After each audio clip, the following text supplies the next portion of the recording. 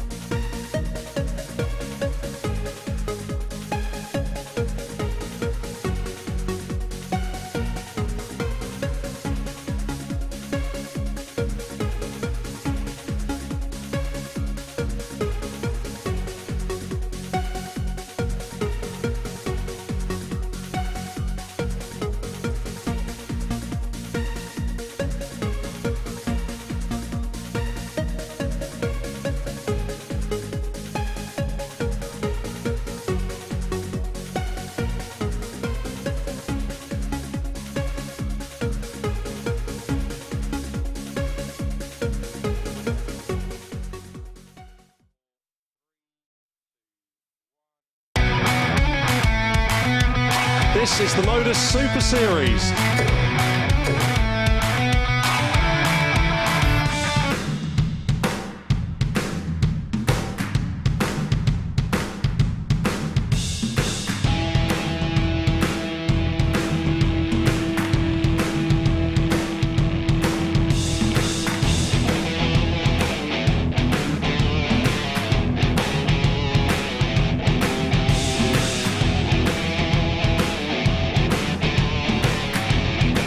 A very good evening from the live lounge here in Portsmouth. It's Saturday evening, which means it's finals night here at the MODUS Super Series. And come the end of tonight, we will book our 10th name into Champions Week here in Series 3. And we've seen some fantastic stuff over the last 5 days. To get us to this point here in Portsmouth, let's have a look back at some of the best of the action.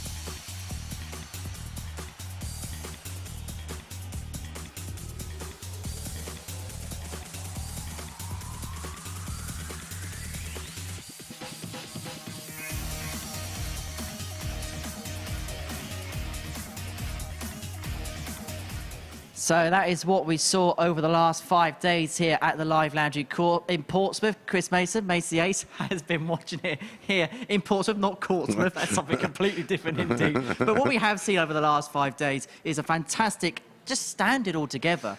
Yeah, everyone's played their part. We've had some tight groups. We've had some runaway winners in groups. Didn't we have a great group on Monday, Tuesday and Wednesday, Group A, that Alex Spellman very nearly win, and he had to rely on, well, Luke Littler had to rely on Johnston defeating Spellman in the final game of the session for him to go through and enjoy a couple of days off, and Spellman bouncing back so well to win Group B. He was outstanding, not dropping a game throughout. Well, when you add quality and drama together into a mix, you get some scintillating stuff. Let's have a look then at the numbers from this week. We've seen 542 legs of darts play. We saw a 10, which could have been a 9. We've seen a 107 average, and we've seen a 167. There's only 1 or 2 bits we haven't had all week. Yeah, and it was one of those kind of weeks. We wouldn't have been surprised to see a 9. We've very nearly seen a 9 go the week before from Reece Colley. Finishing stats, again, very, very good. Just above what we would call par, and an 86.37 for the week is right up there in terms of standard of everything we've seen when you combine the whole week. Yes, we've seen higher averages in groups, but yeah, that's right up there. That's as good as it gets. Most certainly, and it leads us up very nicely for Saturday night's final. But before we go there, let's show you the tables then from this week. We'll begin with Monday, Tuesday and Wednesday respectively with Group A, where Luke Littler won it right at the very end. As you say, it was relying on Stephen Johnston to play the ultimate role of spoiler to get the job done. Yeah, I mean, as impressive Luke was, which he was, when he was good, he was very, very good. As you can see, both players on 20 points, just separated by leg difference. But had Spellman beat Stephen Johnston in that final game, of course, he'd have been on 22 points, and it would have been Luke Littler coming back into Group B. Yeah, Matt Egger's going to dig a little bit deeper in terms of the statistics of the two, because they are the two key players, are the ones that have been the dominant forces, along with Alexander Merkx, who dominated Group C.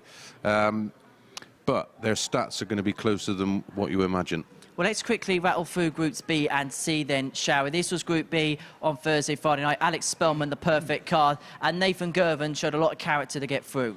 Yeah, he's had a tough week for personal reasons, and he had to defeat Adam Mould in our final game of the session last night to secure his place. But yeah, impressed with Northey, considering he's also trying to juggle work and everything else at the same time. But he played some really good stuff in there, and it was a tough group for everybody. But Spellman was just simply outstanding from start to finish. That was Group B. This is Group C, won by Alexander Merkx. But not often do you see a player win on 10 points. Exactly what James Richardson did. Yeah, we had all three on 10 points and only separated by a leg difference. And Stephen Johnson not too far behind on 8 points, but you just felt that his inexperience, especially, well, not just under the lights, but at this level and this amount of darts. You know, he's not played darts outside of Scotland in this kind of environment, and has certainly never played on TV before. So to come that close to being with that group of 10, he did very well, and of course still has the highest finish of the week. Well, that sets fair our lineup for tonight. These are the groups that are in play this evening. Well, Group 1, Luke Littler, Richard North, James Richardson. Try and pick the bones out of that one, because all three have played well this week.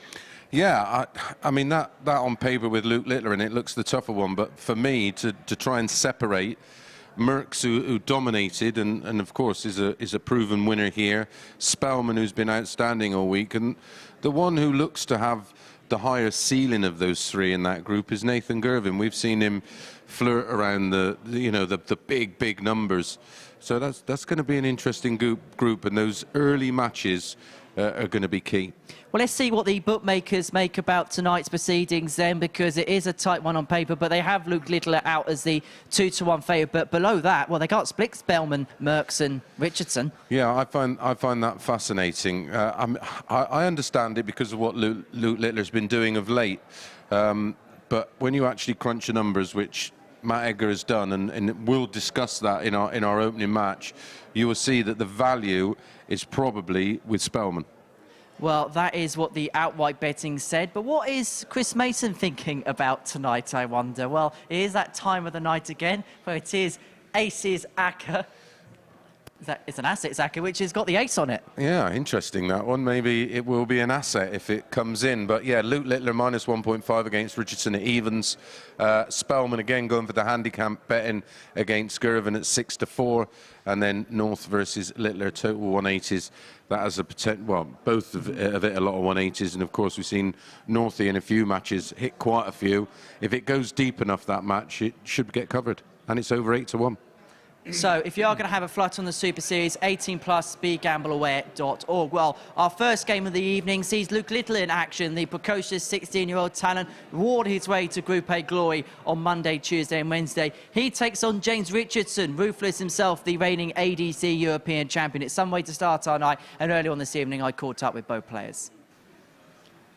Luke, welcome to finals night here at the Super Series. How have you found the experience this week?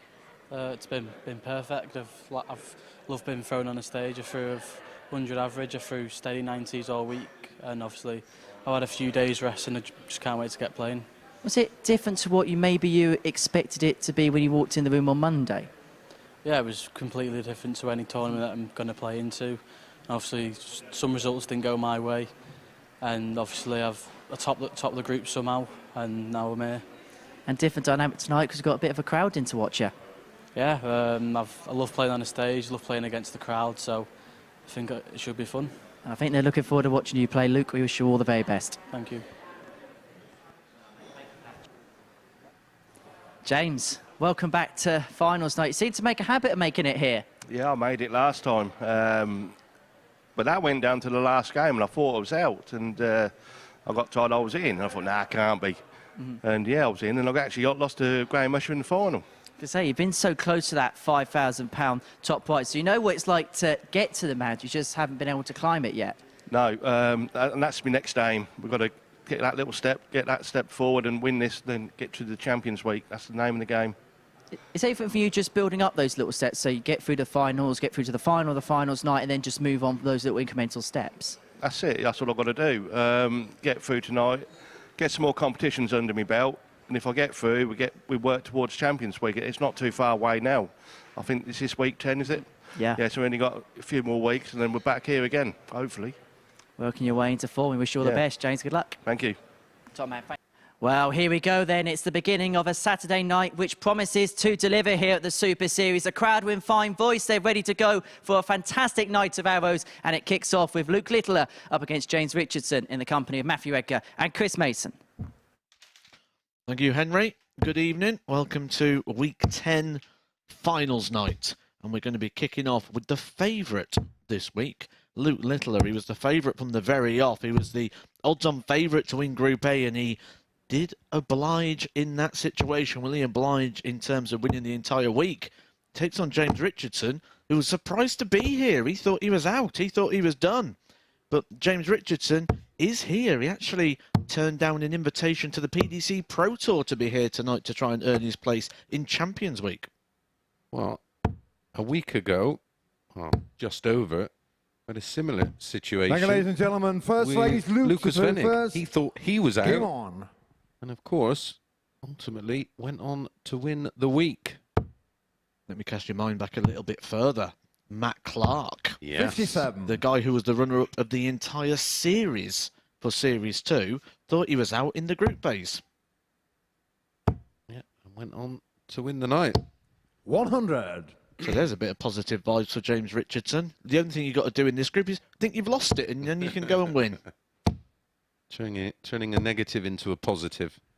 81. But we do have two fantastic groups and two fascinating groups. And it's very much with players that 84. have high ceilings that tend to play in streaks.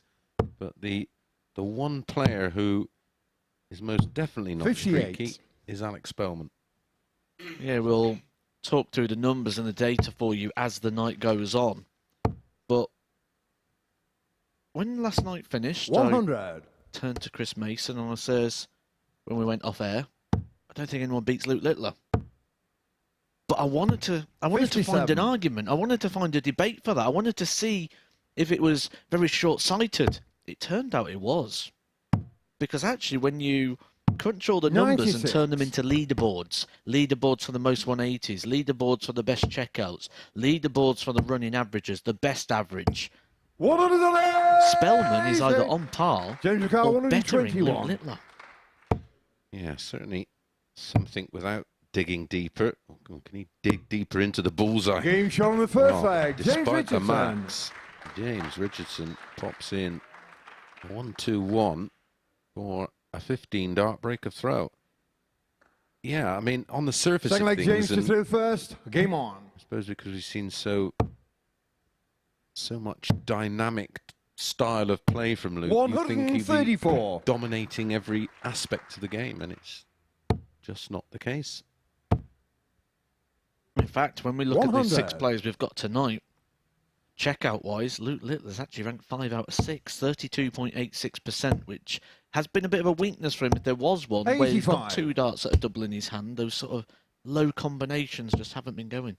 Yeah, if he's not hitting it in darts 1 or 2, 100. he tends to end up chasing it around the board a little bit. If there was one flaw across the opening 3 days of 140. Group A, and that's being hypercritical, and I'm not going to be hypercritical of a 16-year-old. 100. I mentioned in James the week, Ricardo, though, 142. and with the greatest respect, he's brought it on himself by being so good. Because we're not judging him as a 16-year-old. We're judging him 7. against the world elite standards, because that's what he's performing like. Yep, that's the level in which he can play at. We're judging him by the bar that he has set. 177. Only a 180 James Ricardo, in 135. leg 1 to no avail. Well, he's going to get a go at the double 12 to break straight back. 55. Beautiful Luke Ricardo, 177. 24.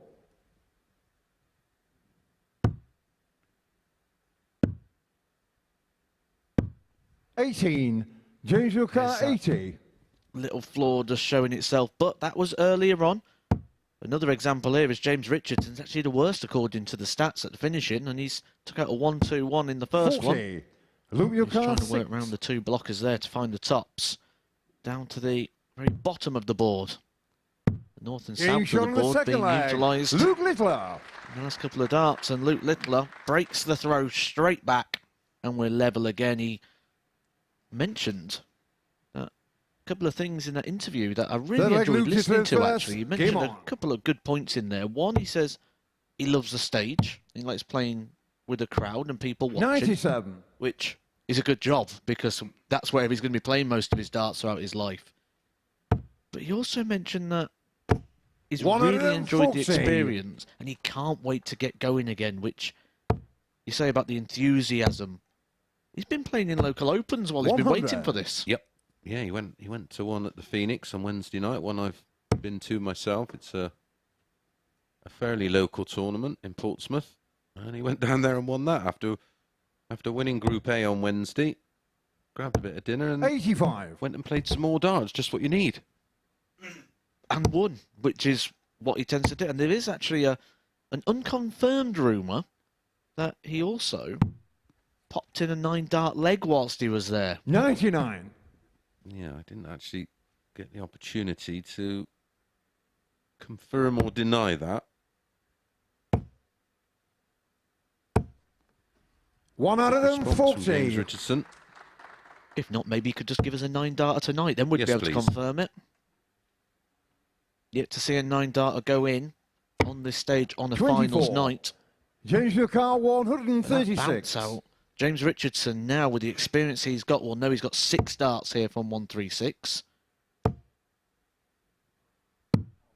94. Well, I can only presume that's come out of the hand, because he wouldn't have been aiming there. Yeah, he's just reapplying a little bit of chalk. 84. James Lucar, 42. 2 tops or 10 for double 16, depending what he prefers. 2 for tops. And he missed tops in the last leg with 1 in hand. 4. And he strayed into the double Luke one. Lucar, And 97. that's left him a not very pleasant double 19 if he gets a go. And he's had an opportunity to lead 3-0 Luke here. Littler. And he finds himself 2-1 down. Check out percent for James Richardson throughout his James campaign. to first. Game on. 29.90%. That is quite low from what we'd normally expect. And 60. it's not because he wasn't getting there. He had plenty of opportunities. He actually thrown 107 darts at doubles in a Group 58. B campaign where he just played 8 games of darts. Well, that shows the out-and-out scoring power by creating those opportunities. 85.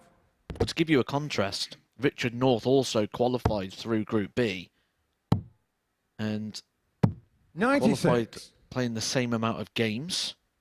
He threw 63 darts at doubles. Wowzers. So not far off, double the amount of doubles that James Richardson had opportunities at. 43. How much must he have been outscoring his opponents to get that many opportunities? Yep. So you can take it whatever way you want. It's how James Richardson processes that. Do you 58. take it as a negative, I'm missing my doubles, or do you take it as a positive, I'm getting 107 darts at double across 8 matches? Yeah, at some point I'm going to have a run where I'm nailing 58. those doubles. First start rather than third. 59.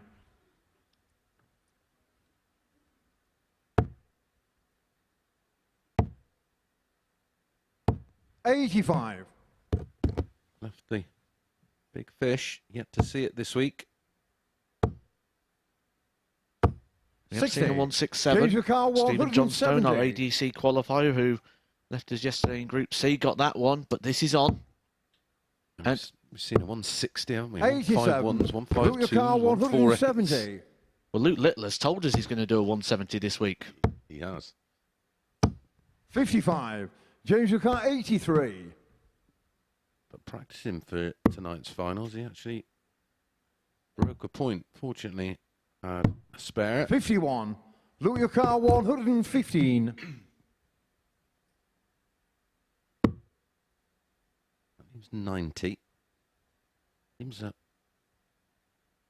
quite a common route now on 115. I'm not so sure. Game shot Oh, the he's fourth pinned it. leg. Luke Littler. Found the 54, found the double 18, 115. 21 darter, though. I think if there was Fifth leg, Luke something to we've third said this first. week we've been Game a on. little bit starved on is the ton pluses. We've had the very big ones, but we've not had sort of like the 119. all-you-can-eat buffet sort of style of it. We've just had the main event. We've had 2 already. We're into leg 16. 5. Leg 1. Richardson took out the 1-2-1. Leg 2, he had 1 dart tops off with an 56. 80 finish. Leg 3, missed 2 at tops. Leg 4, missed 1 at 32. 140. We'll probably feel a little hard done by here. But as the saying goes, 180. skills for show, doubles for dough.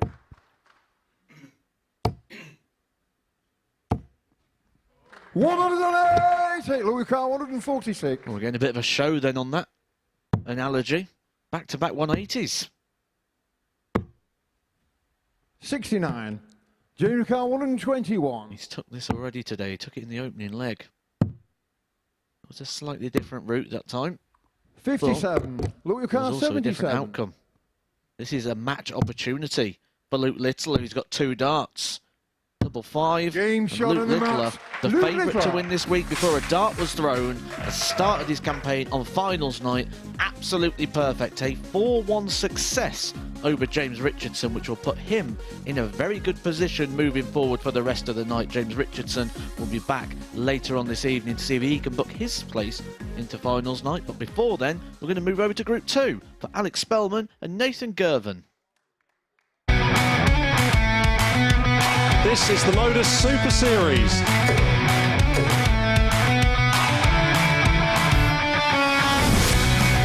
$182.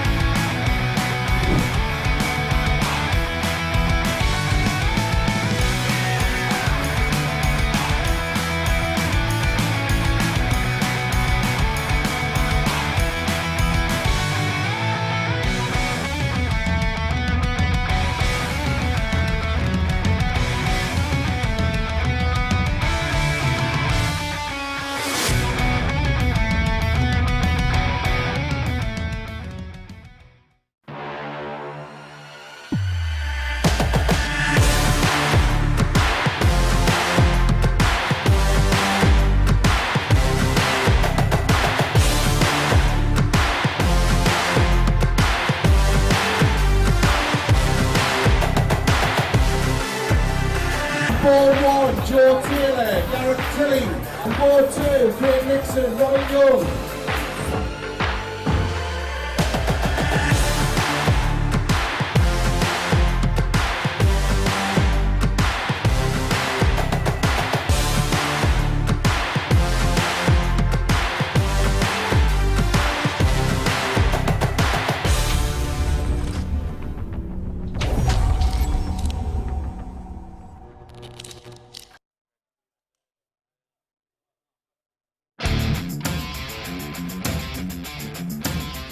Every Saturday, we open our doors for our weekly finals night. For a unique and intimate darts experience. Meet the Dart Stars and even the team off the telly Here at our purpose-built venue in Portsmouth. every single Saturday evening. Tickets can be booked via this QR code Or at www.dartshop.tv for a very small booking fee. Follow us at MSS Darts on Twitter, Facebook, Instagram and TikTok. For all the latest ticketing news. All you need to do, log on, book, turn up, and the action gets underway from 7:30 p.m. So what are you waiting for? Get your tickets to the darts. We look forward to welcoming you to the MODUS Super Series very soon.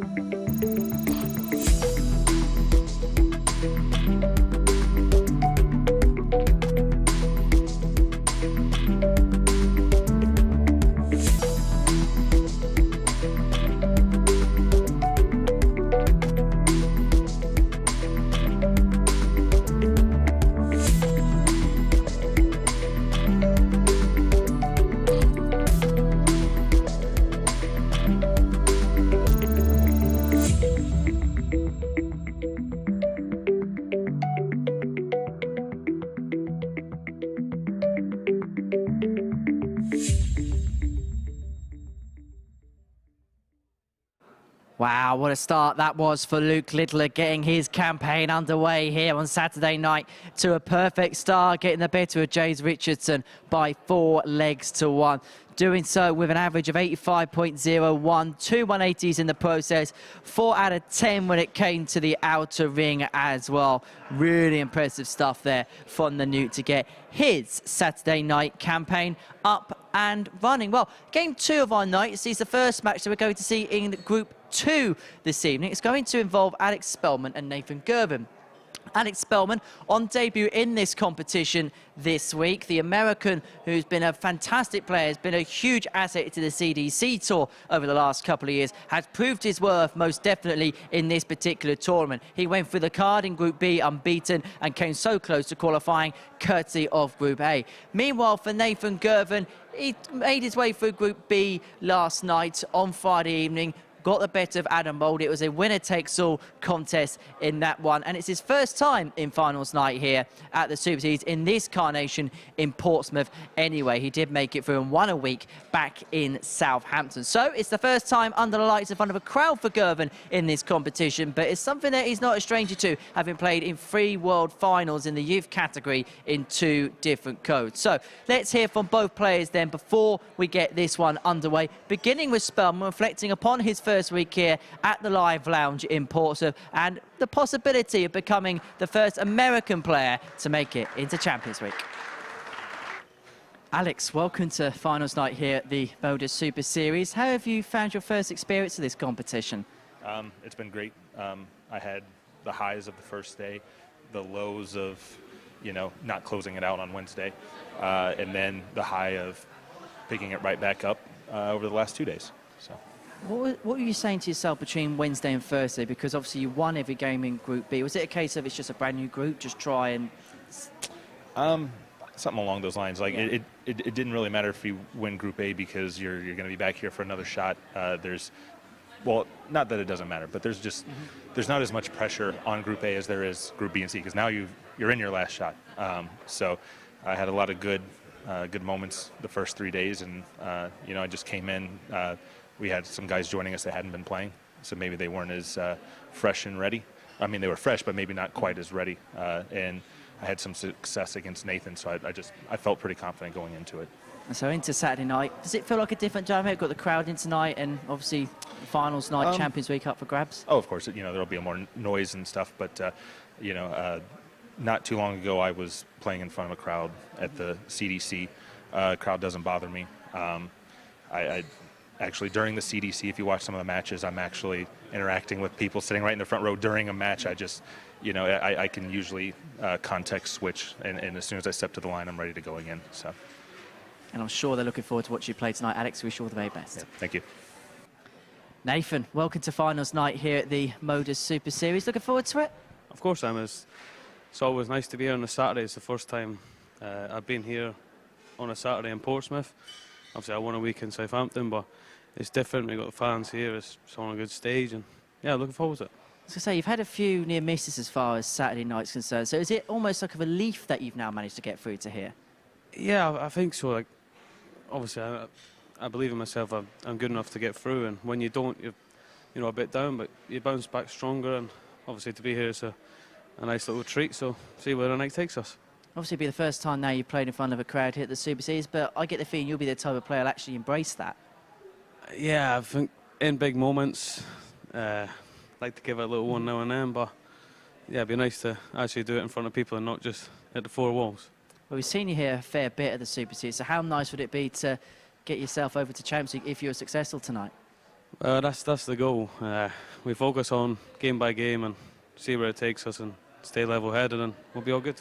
Well, Nathan, we wish you all the very best tonight. Good luck. So, man, thank you. Great to hear from both players and their differing approaches. But it's going to be a toughie for Nathan. Spellman has been a pleasant surprise. There was something Alex Spellman said in that interview as well that is really noteworthy. He mentions about when he moved from Group A into Group B, which he dominated that group, and he says he went in there quite confident. There's new players in there that probably wasn't as ready for it, and he then picked out Nathan, and he says, I've had a lot of success against Nathan. Yeah. And that's the insight of a player's mind who is aware of his surroundings and success. And then he ultimately went on to have more success in Group B, beating him 2 more times. So he's up there, really confident on this head-to-head dynamic. Yeah, when you play someone maybe once or twice, you don't really remember it. But when you play them multiple times, you both remember it, and you're both aware of it. And if you've got sort of a split record, played first. each other 10 and it's 6-4, 7-3. Game on. That's not something really notable. It's when it starts going 9-1 or 10-0 and there's a sizable gap. When you beat someone a couple of times, it doesn't matter how many times they beat you. You've got those couple of wins. You know that you can get the job done. But in Group B, no one was able to get the job done against Alex Spellman, who for me, and this is going to be quite controversial because I said earlier on the week, I think Luke Littler wins. I think Alex Spellman represents huge value tonight at the 9-2 odds that has been compiled about him. Yeah, and you're going to tell us why. Well, if you look at the running averages, 97. Luke Littler, 90.66. Spellman, 89.55. There's a point difference in the average, but Spellman is over 23 matches, Littler over 15, which shows that level of consistency. His doubling percentage, 37.91 over 23 matches, is incredible. He's had 2 of the top 5 averages this week, or should I say 2 of the top 3 averages this week, 105.76 and 101.90. And I took all the numbers and I crunched them all together, and I made leaderboards out of all the 41. stats, 180s, checkouts, running averages, best averages, all the sort of key stats. And his name is appearing at the top and regular in every single one of these categories. Yeah, he's not at the top. 47. He's in second. But the key one where the big difference is in that finishing percentages, isn't it? 140. Alex And I think another key 136. stat to look at is the improvement he's made throughout the week. Group A average was an 87. He's then averaged 91.54. So he's going to have plenty of numbers and plenty of context to back up how he's telling us that he feels. Yeah. Yeah, it's not because he thinks he's good. He's showing us how good he is. But this has been a good start. Getting shot in the Nathan first Girvan, leg. a 180 in the Nathan leg, Girvan. 14 dart breaker throw. And well, we remind our viewers all the time about darts is very much on the day. Second leg, Nathan just through first. All of Game these on. players here are capable of hitting big averages, and if they get it right at the right time, anything can happen. 58. Exactly that. It's not a game of top trumps. If it was, it'd be nice and easy. You'd just look at the data and see where the wins are. Spellman told us that he enjoys playing in a crowd, which is a good job.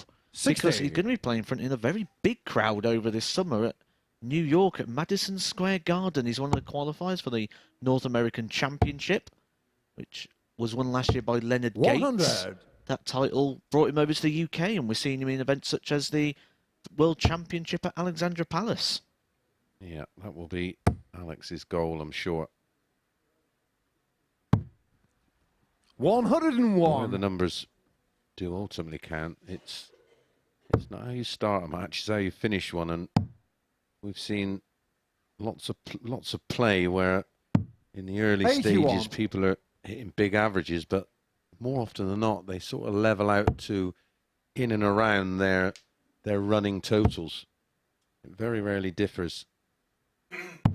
59. And that's what you need. You need to make sure when you're looking at numbers that we're looking at a big enough sample of numbers, not just a small window, because you can cherry pick whatever numbers you like to make. 84. Well, we went all the way through his CDC numbers just to see where they match up. And what I am impressed about, it wasn't just the odd game here where he impressed. 60. He has raised his level from where he's been. In an early interview in the week, he said he felt he felt like he 138. could dominate and was not often switched on enough. And now, are we seeing it here because he's had so much success against Nathan that he thinks it's a foregone conclusion? That's a very fair point. 85. Using his Nathan words, Carr, yeah, 40. his quote, that he can just sometimes switch off when he's playing someone he expects to beat. Sort of playing his quotes off against him, really, aren't we? Just analysing those. 20. Ooh, in and out. Alex Carr, 136. Alex threatened this finish in leg one. He hit the first treble 20, but he's not going to follow it. So Nathan has got to really make sure of this double 10, because 2-0 in a race to 4 20. is a huge, huge advantage, especially as Spellman on the back foot. Game shot on the second leg. Nathan Girvan. It's the job done in the 5th time of asking. A 20 darter there to confirm the breaker throw over Alex Spellman. Third leg, Alex is through first. Game on. Let me give you some more. You need a pen and paper to listen to all these like at this rate. But Alex Spellman, for the last 12 months, 139. so this is every single match that he has played that has had a recorded average, such as CDC, Challenge Tour. He's played a couple of Pro Tours this year. Q School. Q School. Anytime you've got any of those sort of events, his running average for the year is 89.74. Which is? His average for 60. here, for the week, is 89.55. There you go. 0.19 difference. So he is 90. playing to type. Very consistent player, which consistency is extremely hard to beat, because to get that breaker throw, you're going to need something like a 12 dart or somewhere along the way. Yep. 132. Nice crowd in here tonight. Yeah, good to see. Still 59. people coming Alex in. Carr, 170.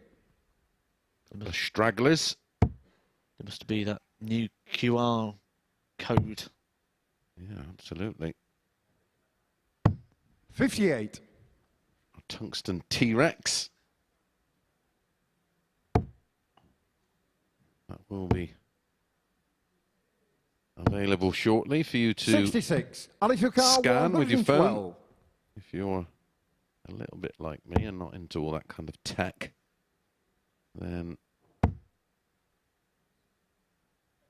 head over to www.dartshop.tv and you can join us any Saturday you like.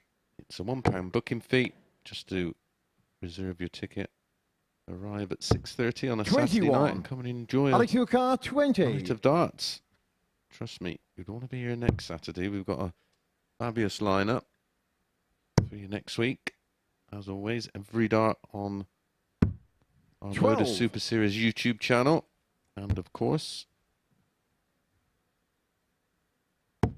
on Sporty Stuff TV. 60. Alex Carr, 8. You don't have many weeks left. If you want to come down for Series 3. Game shot on Because the the third guys leg. on stage right Alex now are playing for the Spellman. week 10 title of a 12-week cycle, and then Champions Week will make you 13. And we start again for Series 4, so we've only got week 11 Fourth and leg 12, Nathan and to then first. Champions Game Week, on. which don't think there'll be many tickets left for that one. You're off to Iceland to compete, which is a nice bit of preparation as you'll be 57. taking part in week 12. Doing a Mason, coming in and snatching the dough. Don't know about snatching the dough, but Well, I'll be there. If you play like you practiced today, you will be. 45.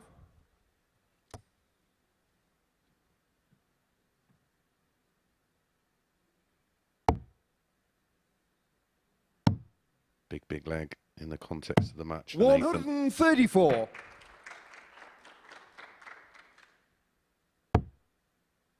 Still with Spellman's record against Nathan. If it gets to the nitty-gritty, the advantage will be with Spellman.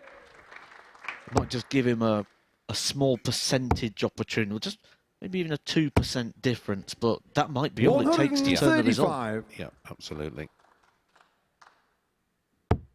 Anything that makes your opponent's brain engage with the task. We could go back to back here. After opening with just 45. But once again, he's left that 136. For the third time.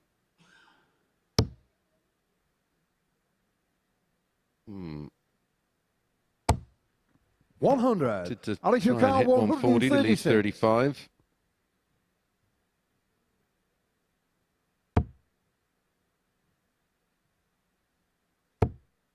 Double 8. This is why he keeps leaving 136. 128. A little wide. You could see the reaction there from Alex Spellman. Not happy with how he's thrown that. Just not enough commitment to it, and it's just dropped short. He's give the big wide berth with the hands. Could be punished. He is punished. Bigger start of the match, that. 15 dart. Hold a throw for Nathan after seeing Spellman have an opportunity on the back of 136 at double 8. Alex is through first. Game on. Credit to Nathan Girvan there. He's not had a lot to. Well, Wednesday he was outstanding, wasn't he? Went through the card unbeaten. But outside of that, 99. It's been tough going for him. So to hold it all together on that 75, which, unless you have been in this situation, you wouldn't probably understand the context. 100. It was interesting hearing him say as well that he was talking to the crowd the last time he was playing in front of a crowd. That tells you how comfortable he is in that kind of environment. I've seen someone else do that 85. as well. There was once I was watching a guy called Chris Mason. He was playing, and he wasn't playing too well at the time, and he was like 45, 85. 41, 44, and he turned around and he went, "I'll give you a bonus ball in a minute." Yeah. Your bonus ball's 26. 140.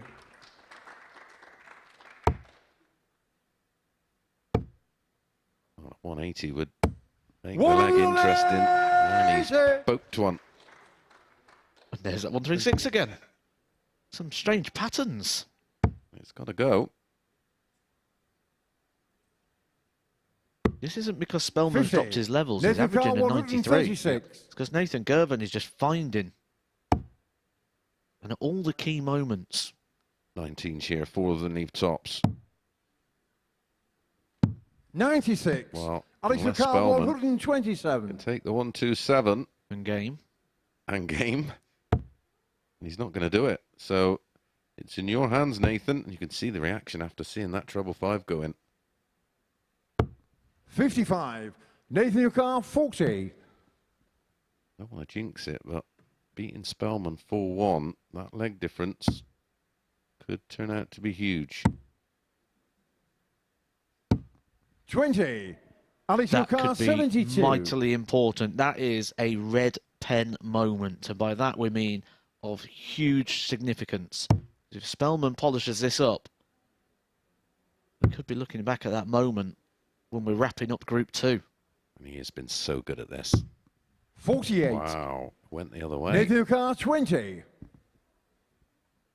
Dodged a bullet there as Nathan Girvan, but he's not rushing this. And he's getting another opportunity. I'm sure he felt after playing Spellman all week he wasn't going to get. He 10. now had. Alex Starts Yucal to win it 24. There's a lot going on there, isn't there? There's the opportunity for a big scoreline victory. Nathan Girvan's very familiar with this format and will know what a big win is. But there's also the opportunity to beat a man he's not had much success against. 18. But you've got another go, Nathan. Nathan 3 Yucal more 10. darts. 2 5s for the win. That is what it's all about. Doesn't matter how you win, it's getting the win. And normally goes 3 8. for double 1. Alex opted for Yucal 1 6. double 2. 9 darts to win it. This is one of those situations where you might look back at the end In of the shot night. on the 5th leg. Alex Spellman. How big will that be? Alex Spellman is the man who gets over the line. It was a holder throw. So Girvan has a chance to see this out 4-2 with a hold. But how much will those missed doubles lag and carry over into this leg? Yeah, how much will they creep into the mindset of Nathan? because that's what he'll be thinking 100. to himself as he just goes over and over. It just plays havoc mentally. And what usually happens is your opponent feels like he's free rolling and hits everything. 140. It wouldn't be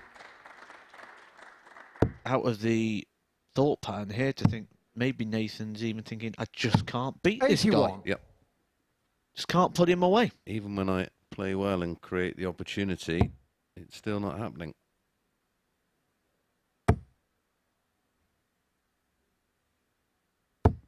$60. Again, you feel like he needs a big visit just to give himself a bit of breathing space. 96. Good last start. 77 in front, minus these.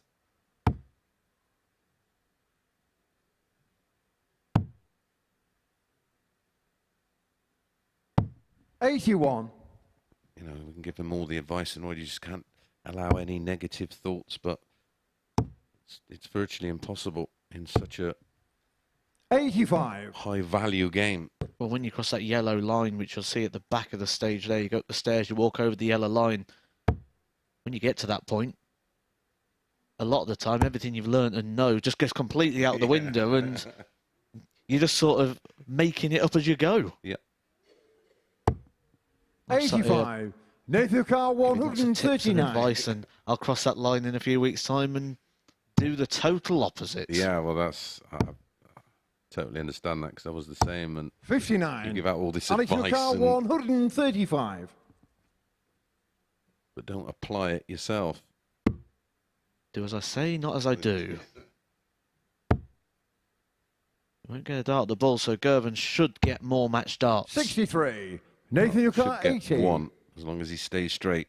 That one will be at tops, and it's not been his friend so far.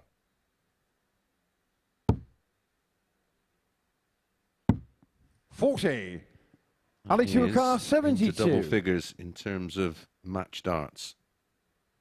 We'll start on the 16s as before, but this might only be a dart at the ball. It's not even going to be that. He's made a mess of both of those shots. The single 16 would have left a 16 for tops. He had a chance for 14 for ball to save the situation, and Girvan just pacing around the back of the stage. 23. Meerkatting. Nathan Carr, 40. Meerkatting. What do you say when you start missing big numbers? You just continue to miss them, don't you? You lose all confidence in the ability to hit a big number. As Nathan lost all confidence in finding a double, but there's your answer. And a frustrated figure, but should be pleased with getting the win, because that could turn out to be a win that gets him in to tonight's semi-finals. Right, when we come back to Group 1, and it's James Richardson in a must-win game against Richard North.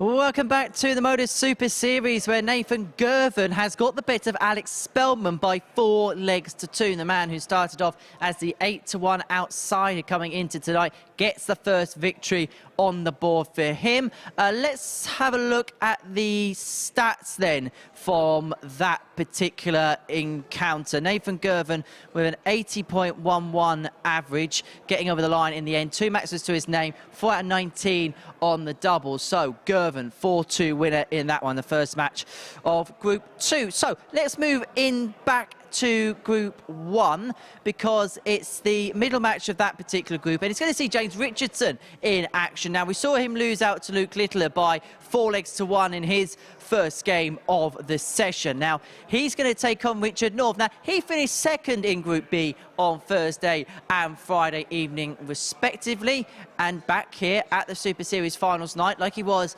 in the previous phase, he's looking to get his way through to Champions Week for the first time here at the Live Lounge in Portsmouth. And early on this evening, I caught up with Richard to gauge his thoughts ahead of tonight's affair.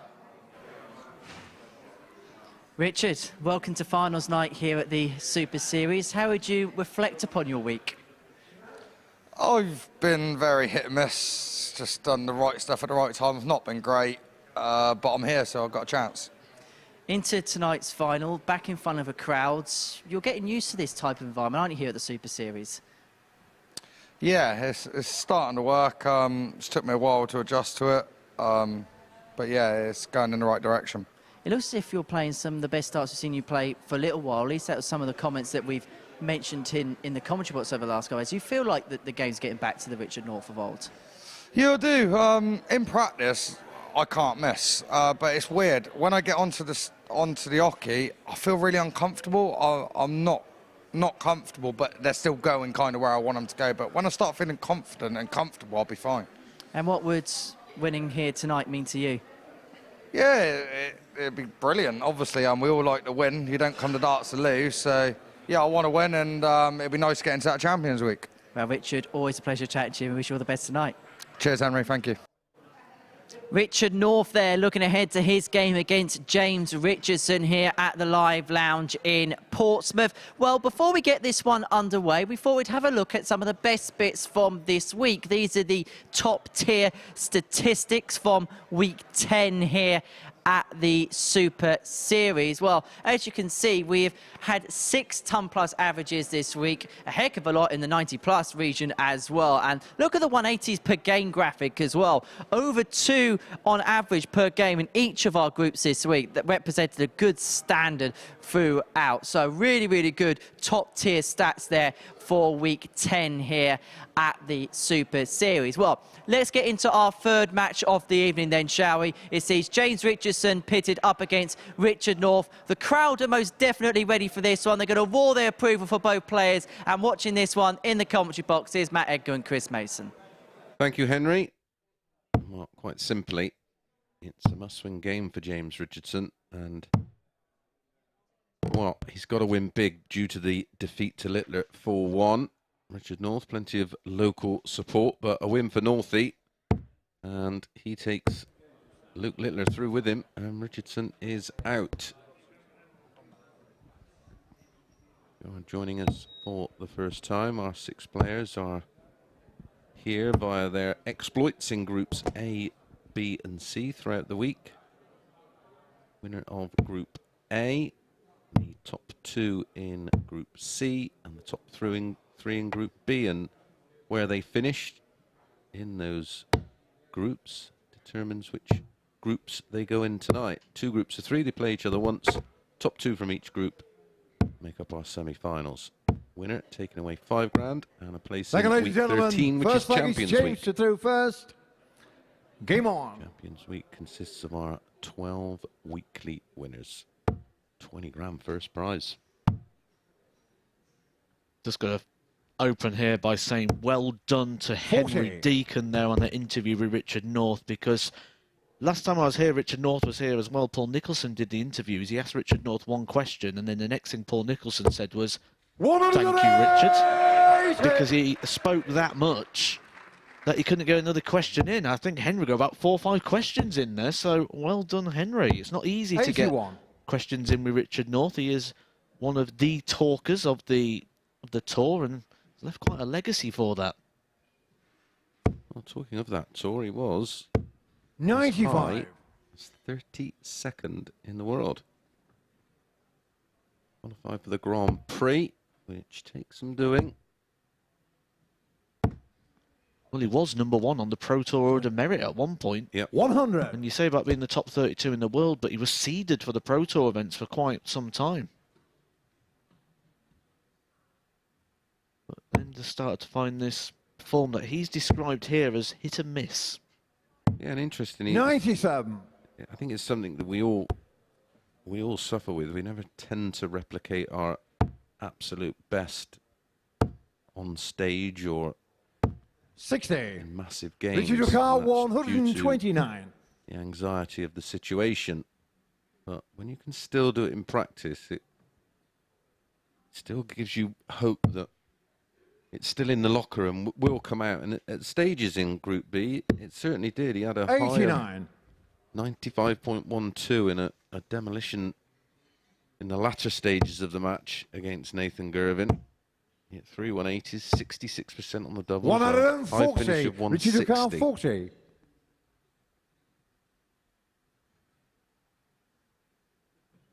There's still a high quality game there.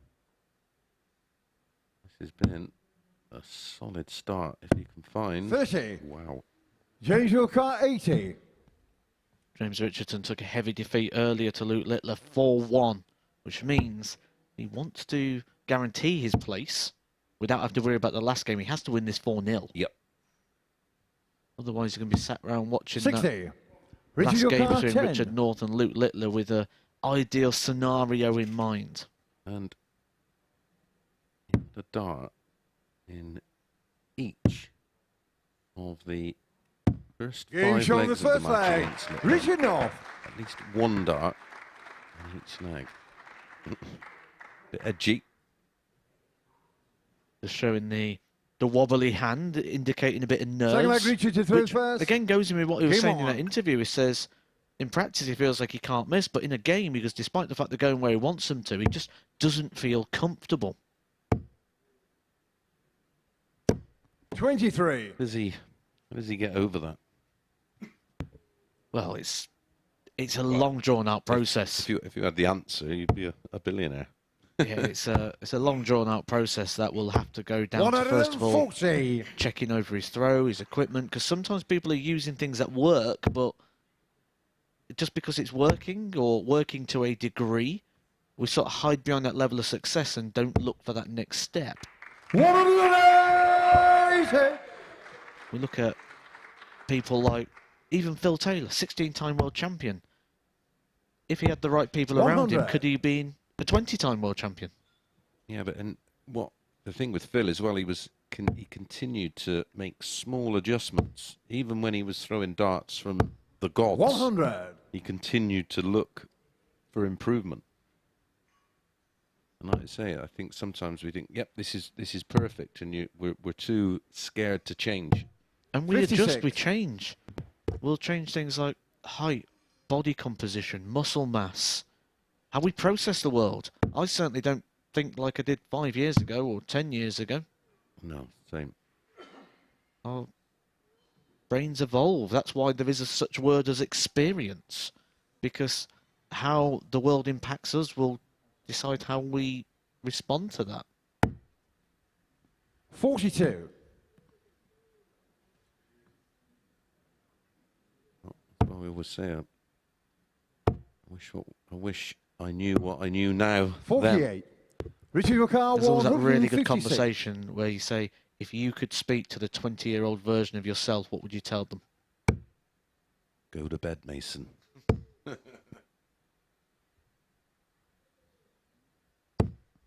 140. Don't matter what you think, you can never just go out for one, Mason. 99. Richard Car, Who 16. even does that anyway?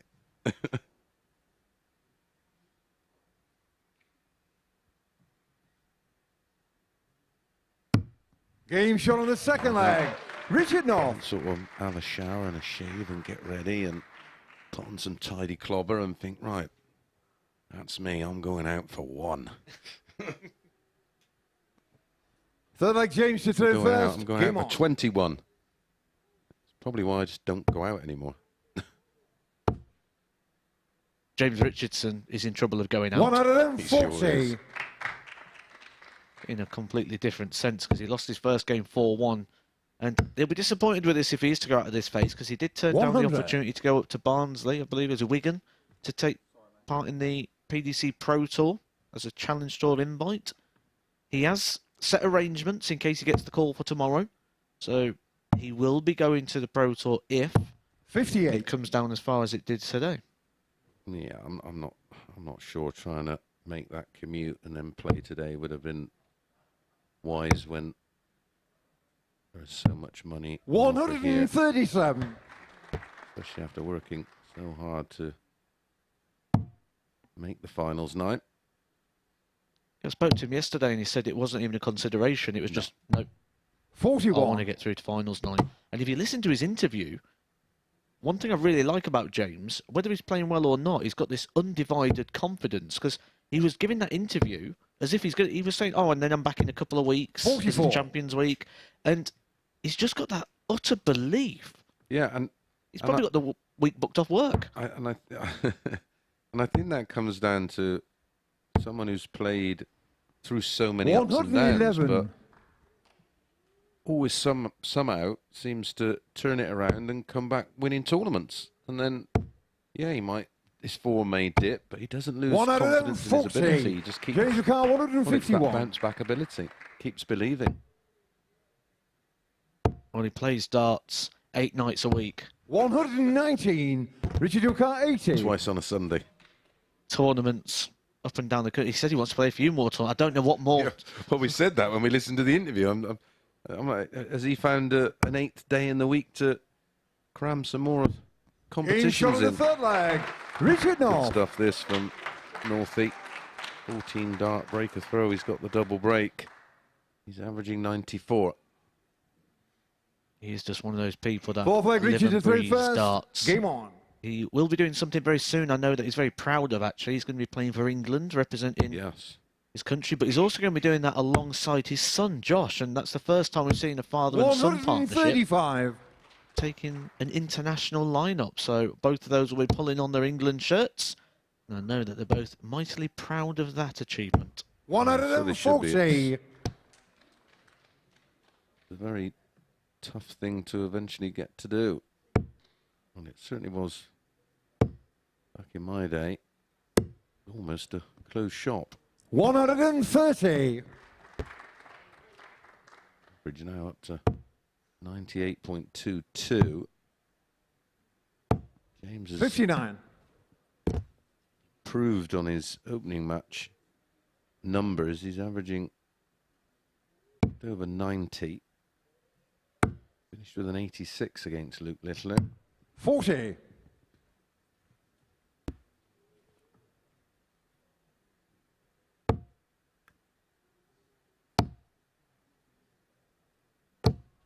$121. One thing we know about James, he won't give up. You can see him trying to rev himself up. He's 3-0 down. He's lost to 4-1.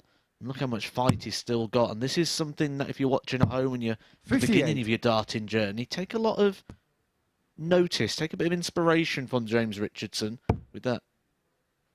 Never knowing when you're beat, because you're not beat until 105. Paul Hingles pulls game Richard shot Ducar, and the match. 138. Yep, until that final double goes in, you're still in it. We've seen it many, many times over the years. Looks like it's over. Ultimately, it's not. 98. Again, James that's down Ducar, to the experience 76. of just playing so many matches and being in this situation so often. 36. You just Richard plug into Ducar, those 40. memories, don't you? That might be, though, the last dart that James Richardson throws in Series 3, Week 10. Game shot Richard of the match. North Richard has North. mopped it up for a 4-0 success. A disappointing evening for James Richardson, a 4-1 defeat to Luke Littler and a 4-0 to Richard North. That means that's the last time we'll see James Richardson tonight. And that means Richard North goes through to the semi-finals and in turn takes Luke Littler with him. Coming up next is Nathan Girvan and Alexander Merkx.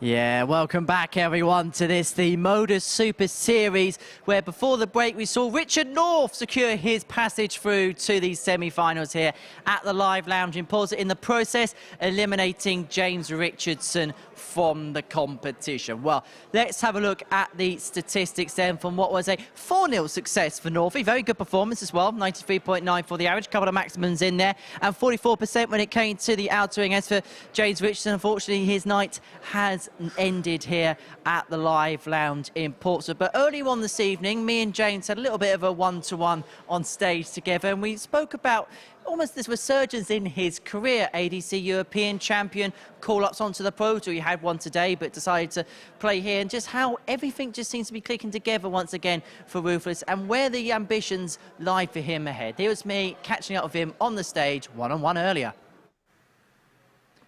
So, James Richardson alongside me, the ADC. So, I'll... Okay. Look at that. So, we'll start off looking at that, and then once I start talking, right, have a look at it. sorry, yeah, No, take two. Here we are with the ADC European champ, James Richardson. It's been a good 6-8 months for yourself in terms of winning titles, hasn't it? Yeah, I'm enjoying myself at the minute. Yeah, winning titles, and it's a bit of form coming back. Yeah. Could it be Josh doing it to me? You know, we're getting bragging rights in the house at the minute, and he keeps winning them, so I can't not win things and let him win things. How important has things like the ADC been for you to try and find those wins, try and find something and kind of give yourself another win in your career? Yeah, them ADCs are brilliant. I'm going in them purely because you get these opportunities, and you know, and you can't buy this practice and these games on this stage against these quality players that MODUS bring in. It's brilliant. If I was to ask you where James Richardson is in terms of his starting career, where would you say it'd be at? Well, there's still more there. You know, in fact, I'm still learning. Everybody still learns. We're still learning about the game.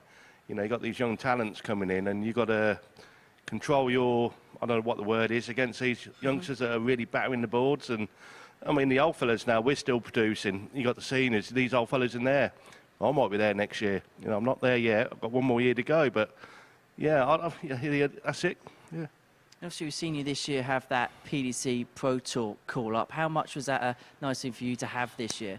That was brilliant. It was unexpected. We rushed around in the morning, but I got to the venue. I weren't even nervous. I just felt like I was back at home, and took it all in and played well. Won my first game, but I actually got a call up yesterday to play today. Unfortunately, I'm here. I had to refuse it. But, yeah, it's good.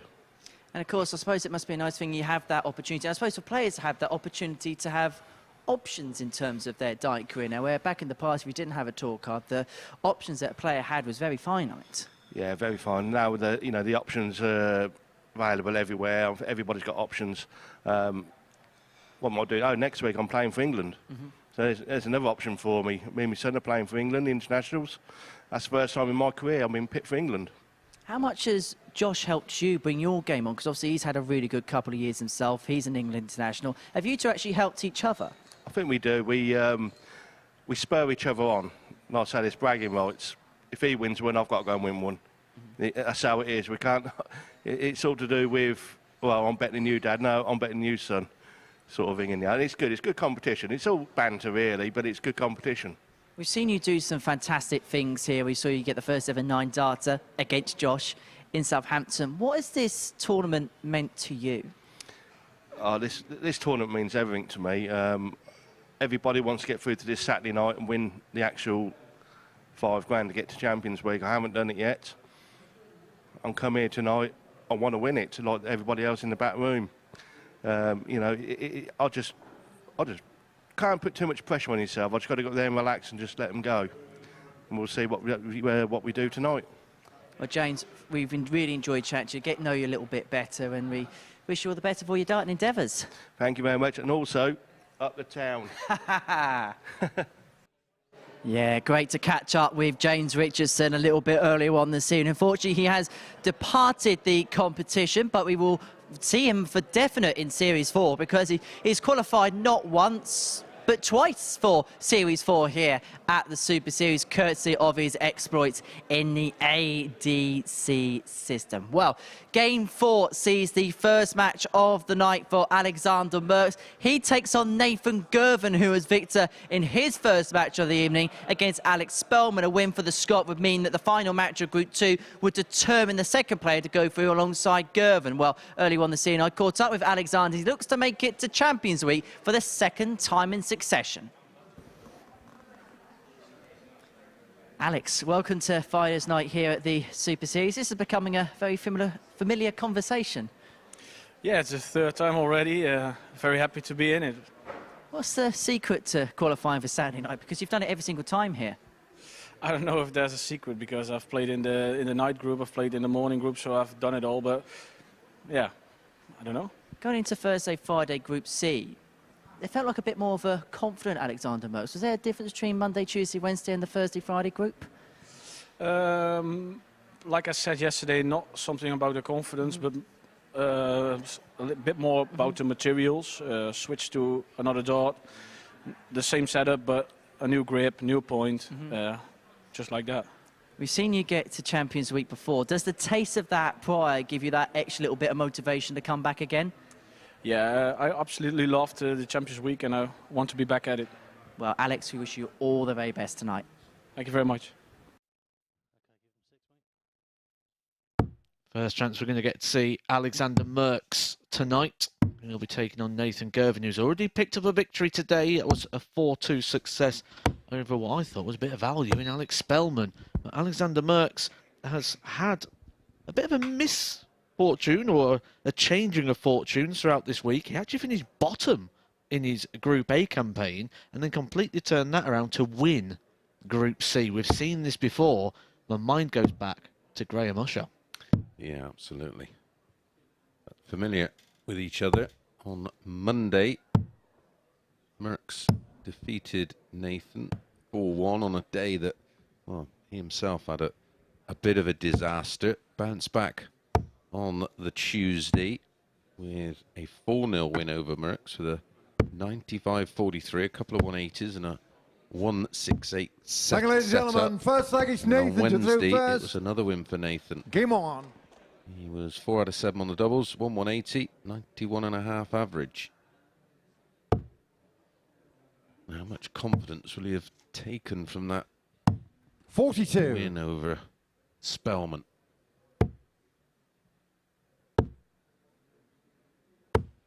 Henry touched up on it in that interview, didn't he, with Alexander Merkx there. He mentioned to him that Was there something different between the couple of days? Did you do anything different? Because actually, Group A, he started with an 88, he moved to an 83, and then ended that group with an 81 average for the day. He then came back on Thursday and had a whole day, averaged 93. Yeah, outstanding. Super numbers. If we take the 100 averages between the two groups, Group A he averaged 84, Group C 60. He averaged 90. Yeah, that's some improvement, especially over the course of 43. 2 days of play. And despite that as well, he dropped 8 180s off of his total. 18 140. 180s versus the 10. 28 180s so far for Merkx for the week. The second biggest hitter of 180s. 44. Yeah, I think he's another one of those streak type players. When he starts to play well, he'll have 105. spells. Nathan where Carr, he 132. misses very little.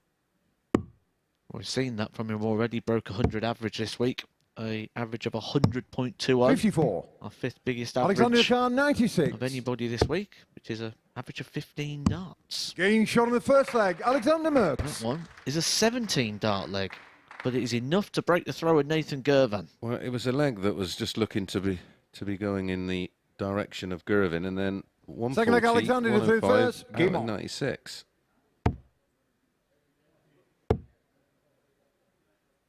60. And that type of player are really hard to negotiate, because you feel like you've got, it's very 100. much like Gary Blades. You know, you think, right, I've got him here, and then all of a sudden he'll just hit everything. And Merkx is one of those type of 100. players. And they're horrible to play against because you kind of watch them because you think, I feel like I should be winning this right now. And Yeah, you feel like, well, I'm better than you. 60. And then they just maybe catch you napping. 100.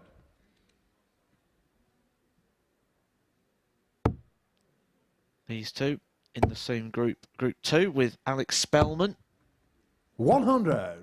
The American will be looking for a sizable victory in the last one to keep his hopes alive and to put him through to 42. the semi-final. Well, it's not absolutely imperative for Nathan to win, of course. If Nathan was to win, he'd hand it over to a shootout 57. between the two to see who goes through with him. However, if Merkx wins, it'll all depend on the legs because it can get pretty messy 99. on a Saturday night, because they are just little mini groups, just 2 games a player. This is better. Treble 16. 136. Alexander Carr, 100. He's already taken out 96. He's not going to add a ton to that. 43. Nathan Carr, 48. Opportunity for Nathan to break straight back.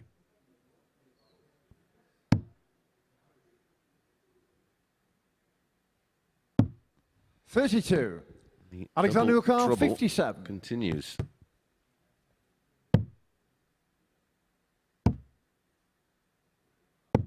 Getting shot on the second leg, Alexander Merkx. Merkx doubles the lead. Girvan's big win over Alex Spellman. He's in the bank, it's in the locker, he's got Third the leg, points Nathan on to the third board. first. Game on. If he is to lose this, he might need a favour. Well, his leg difference is evaporating. Well, it's 26. evaporated. He was on 2 points plus 2. 60. As we speak. 2 points, 0 leg difference. You can win 3 legs. 100. Doesn't win the match.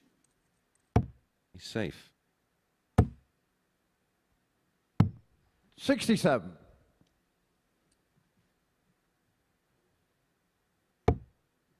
Group 1 is already done and dusted. We know that Richard North and 140. Luke Littler will be going through, but they will be playing that game next to see who wins the group, which does have its benefits. 140. You'll get to play the runner-up of the opposite group, but you'll also have the darts, which in this very short format, a race to 4, can be quite significant. Yeah, good response this after the 64. disappointment of missing Nathan 2 darts at a 55. double to break back. Can he hit tops? Getting shot on the third leg. Nathan Girvan. Come on. A 14 dart hold. At least he will feel like he's in the game now. And I feel like watching Nathan here that seeing him Fourth play leg Alexander to throw first. Game in on. front of even a small crowd like this allows him to just let his personality come through. I feel like he's sort of been a bit reserved the last couple of days, just trying to hold something back. Yep. Could well be right. Stephen Johnson had no problems with letting everyone know what he thought. 93. Well, yeah, he's actually stayed on to support tonight. Yeah, here. Well, he said he wants to make the very most of the experience, 98. so how can you not come in and check out finals night? It's a unique environment. He lives in Scotland. It's a long way. Is he ever going to have this 60. opportunity ever again? So I absolutely see why he's wanted to stay down and embrace the full experience. I haven't spoken to 58. the powers that be, but I'd be very surprised if he doesn't get an opportunity to return. I'd like to see him in a few months' time and just to see what 100. improvements he can make.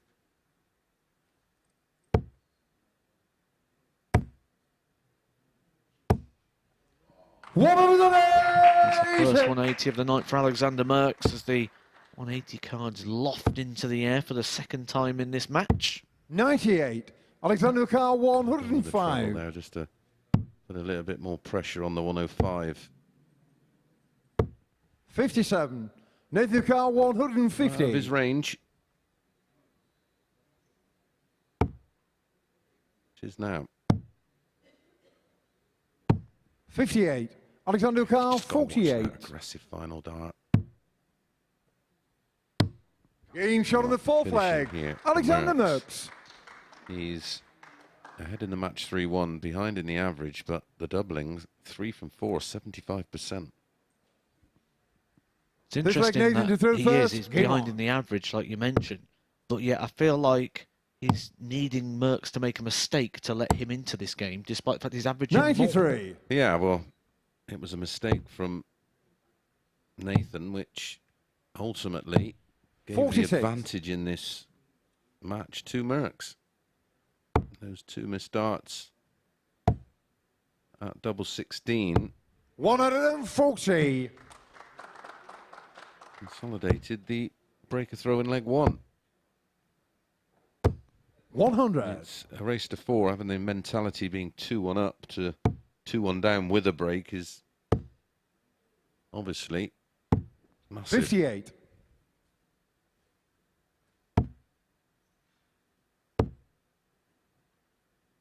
$97.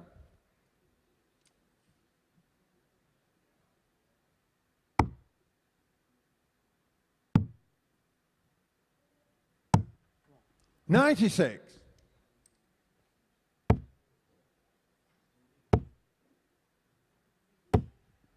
100. Maybe a Nathan little Carr, premature, 114. If Merkx wins this one 4-2, we're into that 9-dart shootout scenario. 44. Alexander Carr, 158. Do like to watch a 9-dart shootout. I'm not going to lie. The dart's equivalent 58. of a Nathan penalty. Carr, 70. Well, I hope you don't have to play him one.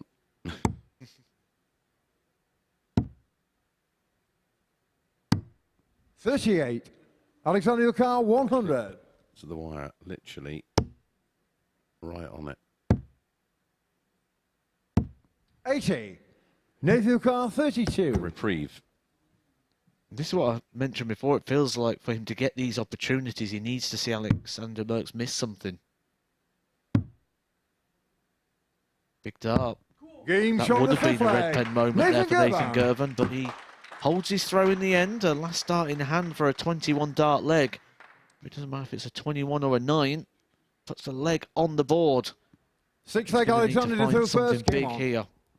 he is to find a breaker throw against Alexander Merkx, or 99. like you've mentioned, that 9-dart shootout possibility becomes, well, more than a possibility. Merkx just doesn't seem to ever look 140.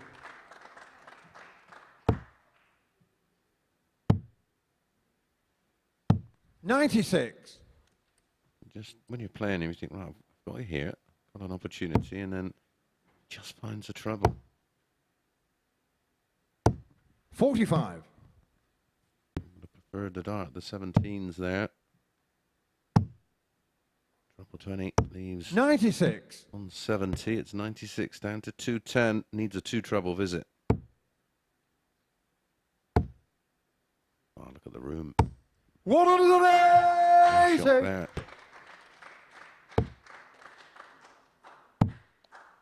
Timing. Doing the right things at the 81. right time. Nathan It's Carr, kind of been the theme 136. for Nathan Girvan, because it's not like he's top of the stats on any of those leaderboards. 44. Alexander Carr, 129. Speaking of themes, that was another 136 attempt. 59. This Nathan Carr, 92. He's gotta 92. go.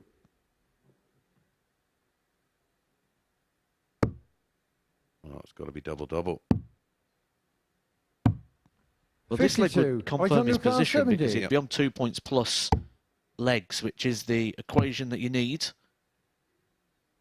He just needs to come inside for this double Game eight, shot and he of the does. match. Alexander And Merkx. Alexander Merkx starts his campaign, just like Nathan Girvan did, with a success. But Nathan Girvan is going to have to sit around and wait to see what happens in the last game with Alexander Merkx and Alex Spellman, because that one will have significance not only for the players on the stage, but also Nathan Girvan. But before that, we've got Richard North and Luke Littler.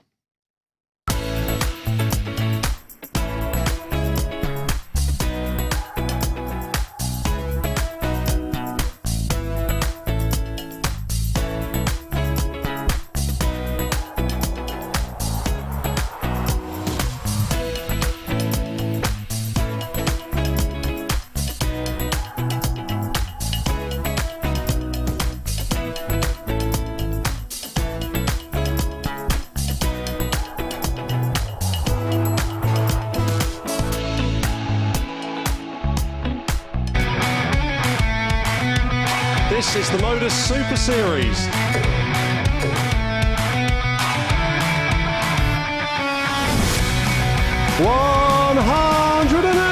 $182.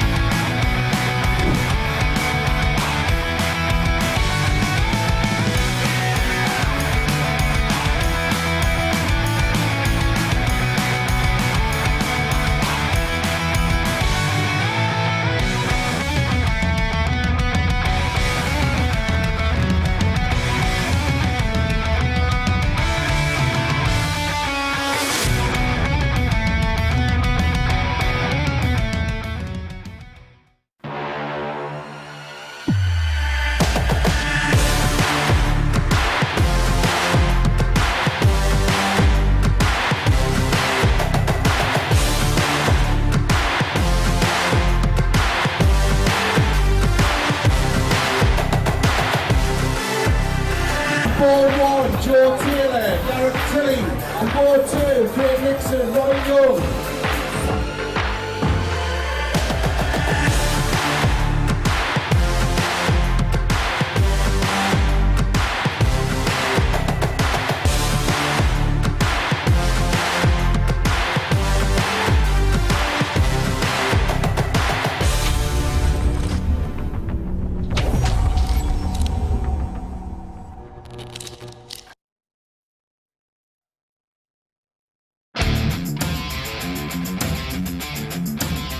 Every Saturday, we open our doors for our weekly finals night. For a unique and intimate darts experience. Meet the Dart Stars and even the team off the telly Here at our purpose-built venue in Portsmouth. every single Saturday evening.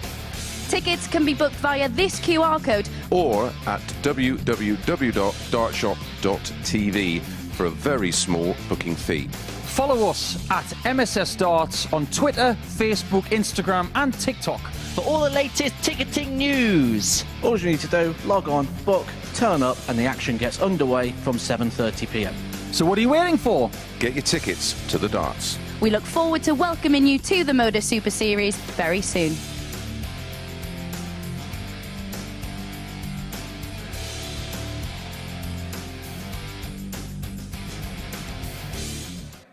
Yeah, you could be a part of the atmosphere every single Saturday night here in Portsmouth at the Live Lounge. Are we having a good evening, everyone? I think they need another pint or two, but they're certainly enjoying their darts. That is for sure. Right, before the break, what we did see is a possibility of a 9-dart shootout coming to fruition because Alexander Merkx got the better Nathan Girvan by 4 legs to 2. These are the stats on your screen now.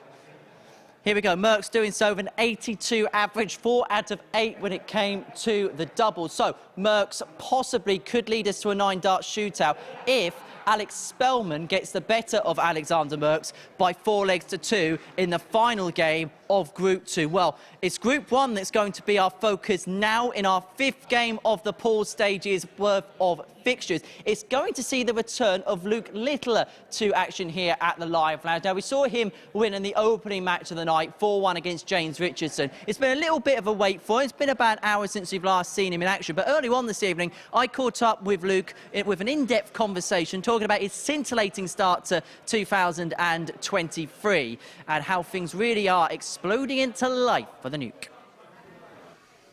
Here we are with the man of the moment, Luke Littler. Luke, it's been quite the couple of months for you, it has to be said, hasn't it? Yeah, I think 2023 couldn't have got off to a better start. Obviously, I've played in the UK Open, won a few WDF titles there and there, and now I'm in the finals of MODUS Super Series. Just describe what that UK Open experience is like, because we saw you at the Lakeside last year and you played really well, was unlucky to lose that to Richard Vacher, but obviously playing in that first ever PDC major in your career, what was it like? What was it like building up to it? Well, I think a couple of weeks before, Phil Barr said, you definitely will be on stage, so I said, perfect, I love playing on the stage, love playing in front of a crowd, and then to win an extra 2 games was just a bonus, and then just lost out to Gavlas, missing 5 darts to go 9-9. Just describe what that qualifying process is like, because you had to play in that Riley's qualifier. Is that almost as nerve-wracking as actually playing on the stage? Yeah, because it was in Riley's Manchester. Obviously, you got loads of local lads, loads of people I know, and it was really tough to get through, but I got through. And then following that UK Open success, you get to play in your first development tours, and it's fair to say you settled in quite well. Yeah, won 2, lost 1, then 2 last 8s, and then obviously I'm pretty clear, 3 grand clear at the minute, but I just got to forget all about that, and there's still 20 tours to play.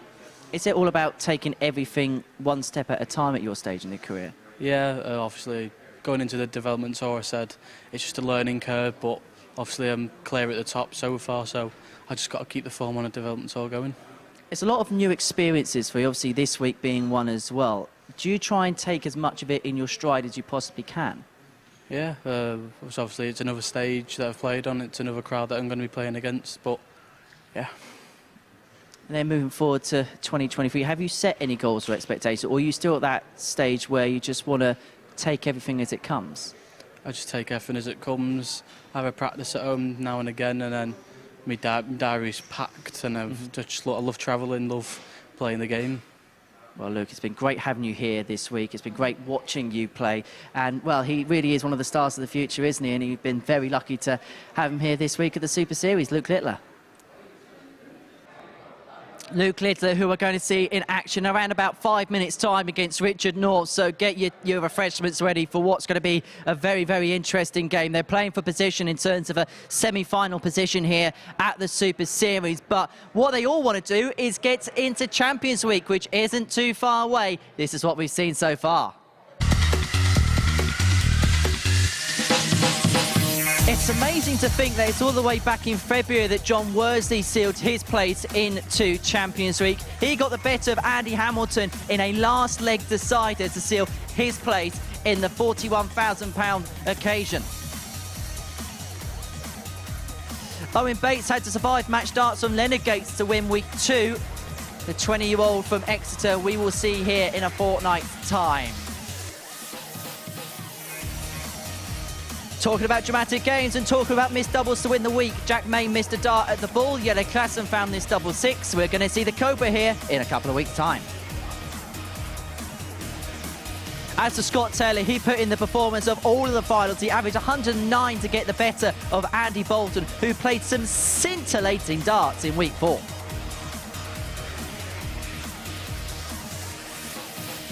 As for week 5, it was Warby's win. He got the better of Connie Heenahan 4-3, the man who hit a 9-dart finish earlier on in the week. Look at that raw emotion from Warby. You can see what it means. As for week 6, Matt Clark sealed his return to Champions Week here at the Super Series. He got the better of the Super Scot, Robert Thornton.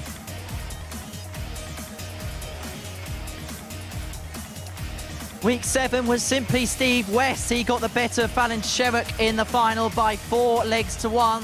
He won through on debut and is into Champions Week.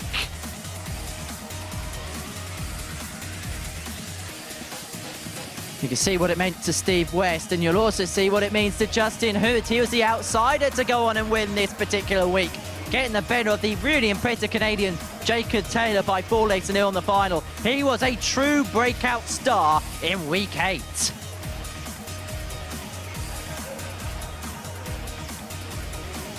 You can see what it meant to Happy Feet. He was dancing with delight.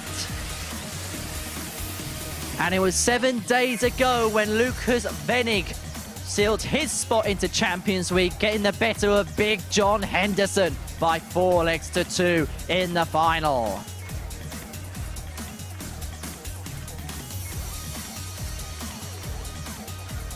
So that is who's going to be here at Champions Week in a couple of weeks' time. May the 6th, save the date in your diary for the final of Champions Week. And you can be here as well every single Saturday night, sample the atmosphere, the unique atmosphere that the Live Lounge in Portsmouth has to offer you darts fans. Here we go. This is how you can do it. There's one way to do it, and that is by scanning the Tungsten T-Rex. Oh, yes, it is back. Give that a little bit of a scan. Alternatively, head over to dartshop.tv and don't forget to follow us on our social media channels on Facebook, Twitter, Instagram, and TikTok.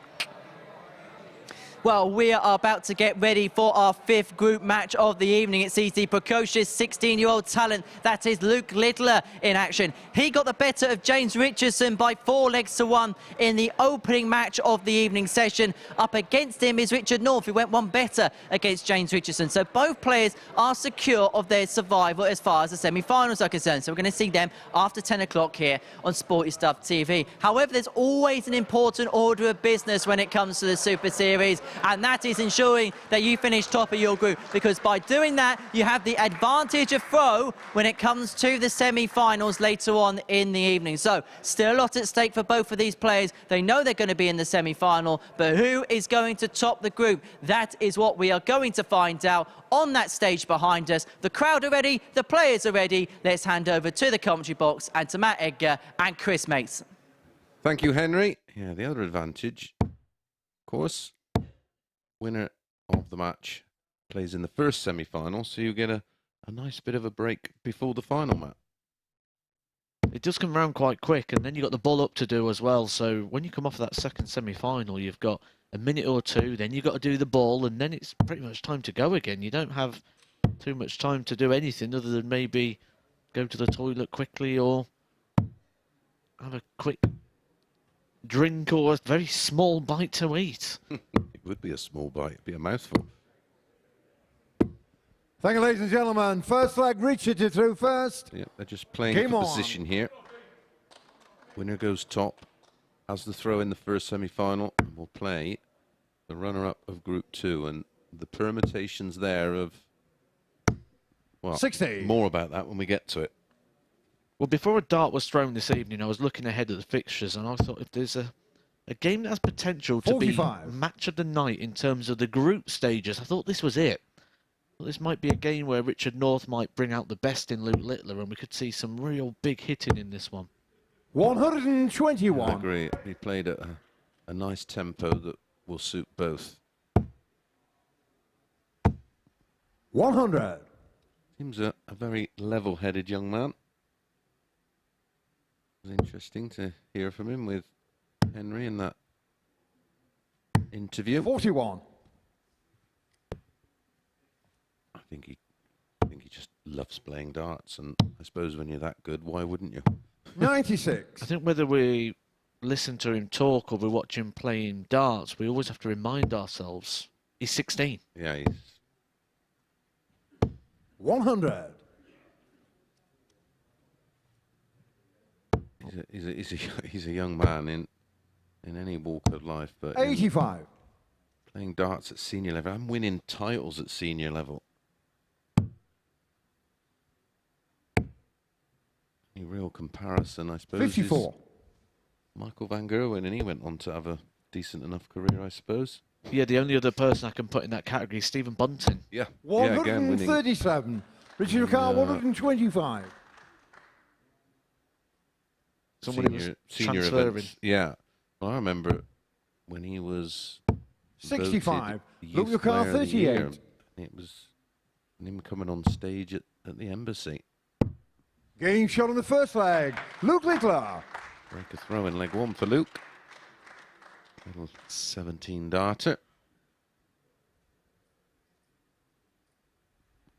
I really can't Second leg, think Luke of to throw first. Game on. anyone else we can put into that category of someone who's sort of dominating the youth game, but also transferring that into picking up 119. big senior ranking titles. Although we never really had a youth system before, have we? Not as it is now. When I was a kid, it was sort of an add-on at holiday camp weeks or weekends. 58. A little smile there about hitting at 18, going for a 20. 100. I remember those because you used to have them in places like Great Yarmouth in March and November, when you used to have to scrape the icicles off your blanket to get in. I remember you used to go around, put all the cooker on and leave all the doors of the oven open, just try and get some heat into the 96. place. Chucking the crusty bread on the roof of someone's caravan that you didn't like. Getting bombarded by seagulls, and this treble 20 is getting bombarded by Northie. 180. Always left a dart in as well. Yeah, you most definitely can't do that.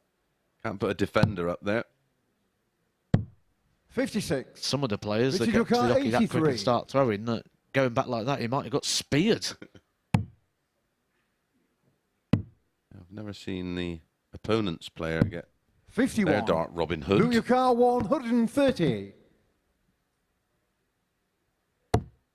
Can't finish them on 30 now. 43. Richard Ricard, 32. Game shot on the second leg. dart Richard break North. back. Impressive. 2 180s in that leg as well. And he also gave us a gilding. You're unfamiliar with what a gilding is? It is the Third leg, thumbs up Richard in celebration first. after the Game on. maximum visit, the 180. We've been getting quite a bit. We had a tribute group to him earlier on, the recent UK Open 45. champion. That is Goldfinger. Had a double gilding yet. Maybe the winner will give us 82. a double gilding. Henry gave us a double gilding, didn't he, on the link? Not sure that counts, but there you go. 82. Any good crowd in tonight? Enjoying the action. 96.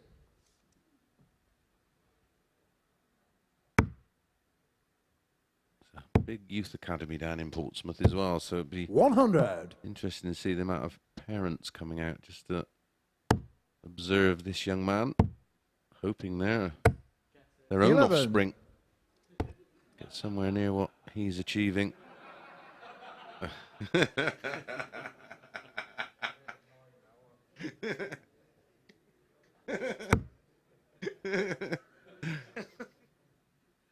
Well, If he went at a 180 then. Yeah. If you 100. people that have never met Northie, that's just typical Northie. He is a funny lad. And Luke took it. He took the fist bump. 134.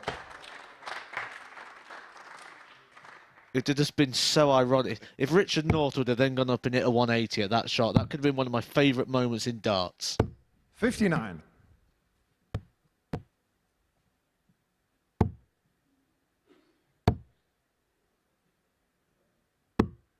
$46. Richard O'Carr, 115. Thinking to leave the 132.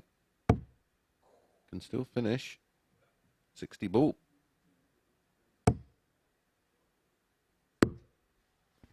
$37. Luke O'Carr, 132. Do love a bit of darts housery. Now, if I was Luke Littler, I'd 107. want to take some out like a 160, 170, Yeah. then turn around and fist bump him. Or maybe if it's another 180, as soon as he hits the 180, turn around and give him the bump. 58. Luke O'Carr, 25. For another break of throw. Double 10. Game shot on the third leg. Luke Littler.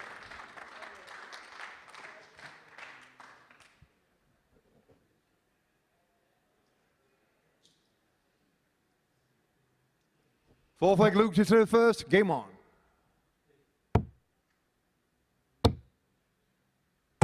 $140. It's back to the serious business now here for Luke Littler. $140.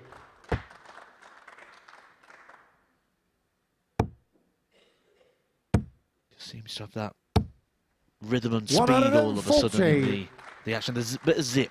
Yeah, he looks like one of those kind of players that can, well, we know he's one of those type of players that can just 42. go through the gears almost on request.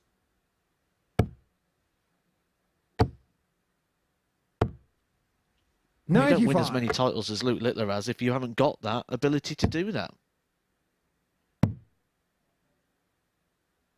77. Luke O'Carr, 126.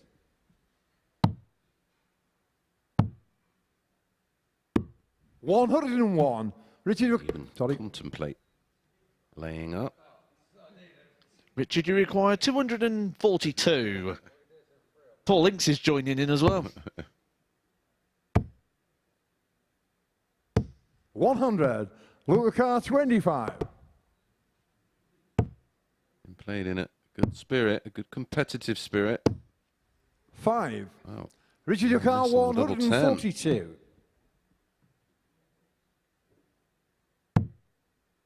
Well, this is also a new experience here for Luke Littler as well, having to 54. deal with this Luke sort of O'Carr, situation. 20. Because you're going to come across different characters in the game as well. Some will deliberately try and do it in important matches, in big 10. moments. Richard O'Carr, 88. You get people that'll try and slow you down or speed you up, try and engage with you to try and take your focus off. 21. Luke O'Carr, 10. 3-1 and a hold a throw. Game shot on the fourth leg. Luke Littler.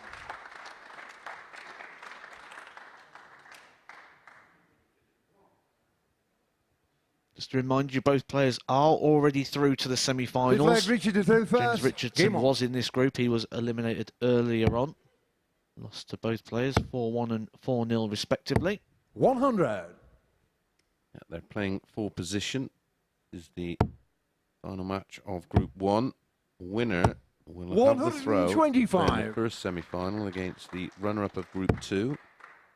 Still not decided. That's to follow. 135. Runner-up will then play the winner of Group 2 in our second semi-final. There will be part of this for Richard North, though, as well, who essentially now is a part-time player. He's got a full-time job. He was working his job around playing in Group B campaign as well. 45. The prize money he's won here is probably on top of a month's wages, near enough, on what he's got from reaching the semi-final stage. Yeah, 44. Absolutely. And he eventually got to bed at 3 o'clock last night. And then he was up at 6 for work, finished at 3, had a bit of a chill out, and then heading back 40. here. Luke Carr, 152. He's got 6 at this for 4-1.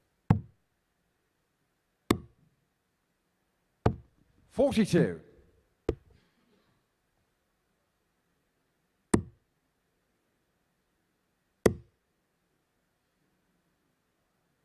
81 left. Oh, he's going to give us 3 balls. Oh, nearly did a Steve West. 125. Bukar 110.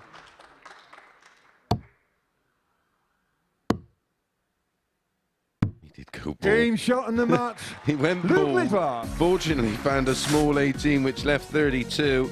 And that makes Luke Littler the winner of Group 1. 2 wins out of 2 matches, winning both of those by the same scoreline, 4-1. But he will play the runner-up of Group 2. And Northie will play the winner of Group 1 in the second semi-final this evening. Up next is our final match of Group 2, and it's Alexander Merkx up against Alex Spellman.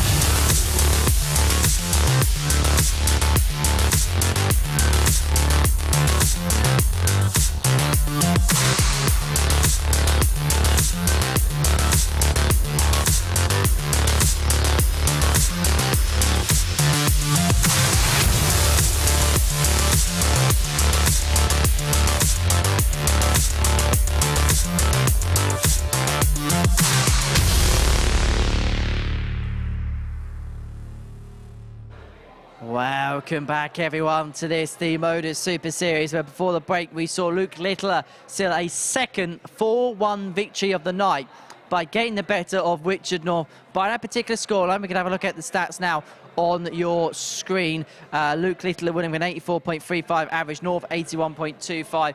2 maxes to 1 in Richard North's direction, and a 110 checkout, the highest for Luke Littler in that one. Also, a game played in really good spirit, a little bit of a comedic moment there. Luke Littler hitting an 11 score. He celebrated, and then Richard North gave a little bit of a fist bump in a bit of an ironic reaction. A little bit of fun in amongst the serious stuff here at the MODUS Super Series. Well, the stuff really is getting serious at the bottom end of Group 2, because it's Alex Spellman up against Alexander Merkx up next. And, well, one Alex is going through and one Alex is going out. And we could still shake it all about, because the 9-dart shootout is a possibility, because a 4-2 win for Alex Spellman in this match would mean that after 10 o'clock tonight, we'll be seeing a 9-dart shootout here on Sporty Stuff TV. We'll talk about the scenarios in just a second, but first, All the players are looking to make it through to Champions League, and all of our players are looking to emulate Raymond Smith. He was the man who picked up the £20,000 cheque last time out, and here was exactly how he did it.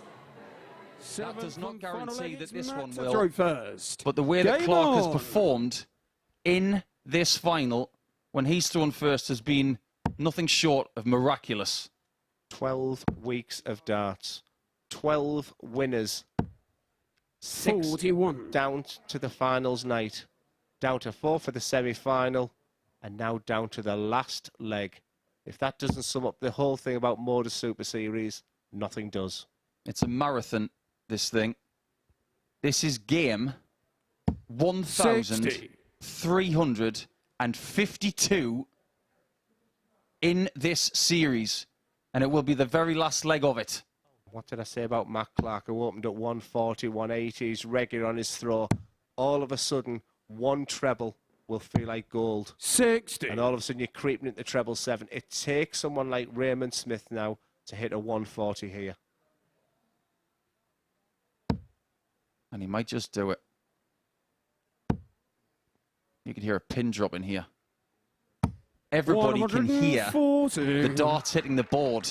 That 140 is one of the best he's hit this week, maybe the very best of the lot. I'm just trying to put you into the mind of the players. Matt Clark's now thinking, shake them off. What you panicking for? You're winning your darts. 100. Raymond Smith's now taking the dart. It's now a 3-0-1 game. Nico, what is going on? He's going to switch. Oh, he's not. I was convinced he was going to go to the 17s because previously in the week, that's what he's been doing. It's a great standard of a final. There you can see 3 180s in this final. And the averages are very, very healthy. 45. But Matt Clark falters. Raymond, you require 161. And Raymond Smith has got 6 from here to write his name into MODUS Super Series history. Finally, I've called something right. I just had the feeling Matt Clark wouldn't have it all his own way after dominating his darts. 65. And that leaves a 2-dart combination. Matt Clark on 255. There's the breath. He'll feel like it's all away, but you've got one chance, Matt. The biggest 180 of your life right now. And all of a sudden now he's have to go downstairs. Now it's the connotations. If he stays there, he leaves a bogey. 134. That was a gamble. Require 96. Is the gamble going to pay off, though? Because Raymond Smith has the first shot for the title.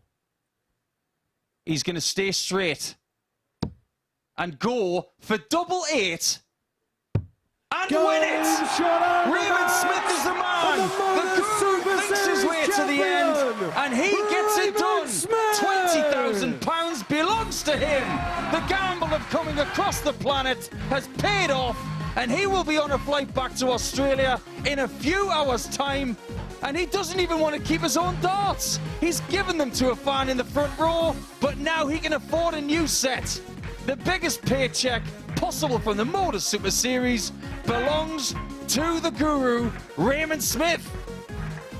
Wonderful performance, averaged well, the confetti is everywhere, and unfortunately for Superman, he found his kryptonite in Raymond Smith.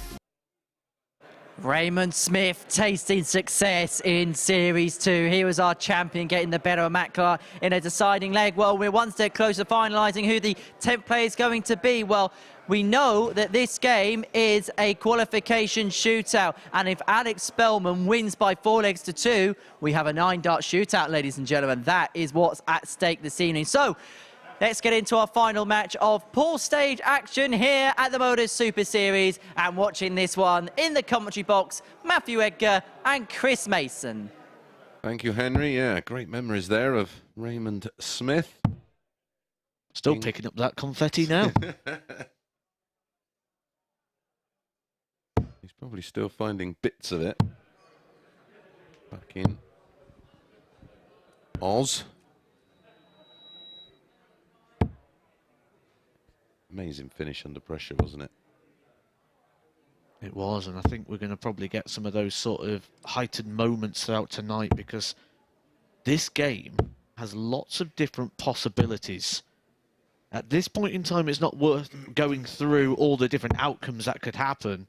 But it's not just the players on stage that are interested in this match. Nathan Girvan is going to be glued to a TV screen. Because the result of this match will also affect his destiny and how his night's going to progress. Yeah, and there is multiple scenarios for 91. that, but he will be an Alexander Merkx fan right now. He wasn't about 20 minutes or so ago, but he will be now. And 45. we spoke to him briefly, and we said to him, well, even if you'd have lost 4-3, you were safe. Oh, was 60. I? I mean, I think you're better off not knowing, but how many times have we seen 60 like Spellman play so well across the course of the week, and it just not happened for them on finals night? It's just a different feeling. It's knockout darts, and some people love that round robin group style competition. 26. It just gives you that luxury, that freedom of being able to lose. I mean, look at Gary Blades. He lost 79. All his games on the first day, and then he ended up nearly qualifying. Yeah. If you lose your games here, you'll probably be about half hour behind James Richardson on the motorway. 100. We'll be up that motorway tonight. To say it's been a very enjoyable spell by your side. 131. Couple of weeks. We've had plenty of fun, that's for sure. We've summed up the world of darts.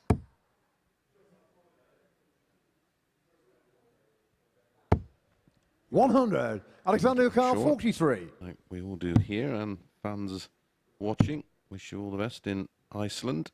Is your next little adventure before you come back here to play week 12. Yeah, it's coming around sooner than I expected it to. Yeah, it did with me, mate. It was Second leg, Alex through first. Game on. frightening how quick you think, I've got a couple of weeks, I'll be fine. And then you're on your way down. Got an hour on the treatment bed, though, first on Wednesday. 46. Well, the response has not been too bad when you've been giving it a go this week, haven't you? Sort of been having longer sessions and longer spells. 140. Hopefully you stay fit. This is better from Spellman. 135. Needs to get a foothold in this game quick. It's only a short 96. format game, and you can soon get away, and finishing like just looks so far out of distance very, very early on. It is his darts in this leg, and he's already lost in terms of the scoreboard. 96. Good thinking here from Merkx, using the 19s. And I like 58. that. If you don't get the treble 19, you don't need to stay in the area. You can go back up to the 20s. The 98 would have left the 167. Yeah, you just get the opportunity at 2 darts at the same target. The 519s would leave 170. 100. A lot of players on the 207 start. On 140. Look at the Alex Gar, 124. 919s.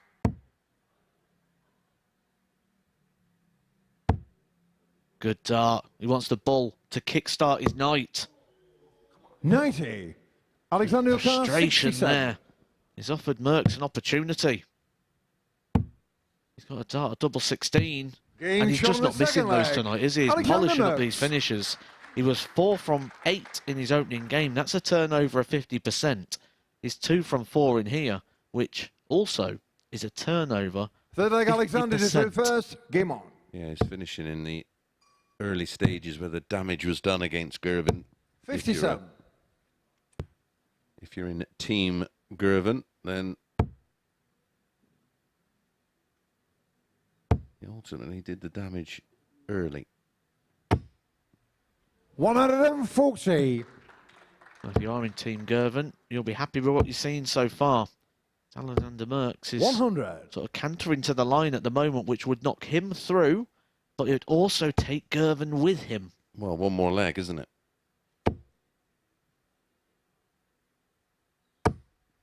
Yes. 100.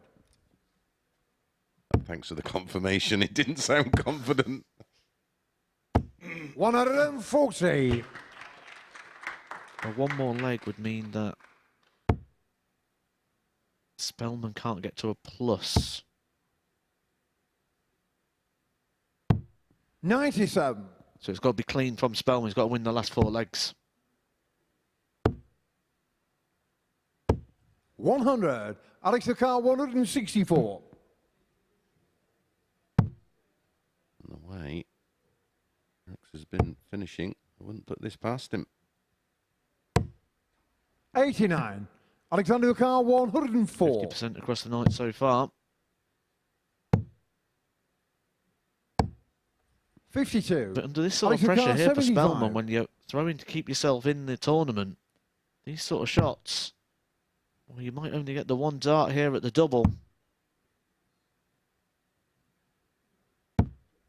55. Comes low. That's Alexander just Car a 52. sign of tension, and then the tension's led to frustration, and it might lead to elimination. Getting shot And on the that is third leg. Alexander Alexander Merkx put himself through with that shot. He's through to the semi-finals, and he will also take with him Nathan Girvan. So that completes our semi-final Fourth leg, lineup. We Alex know to we've serve got first. Game Richard on. North and Luke Littler from Group 1.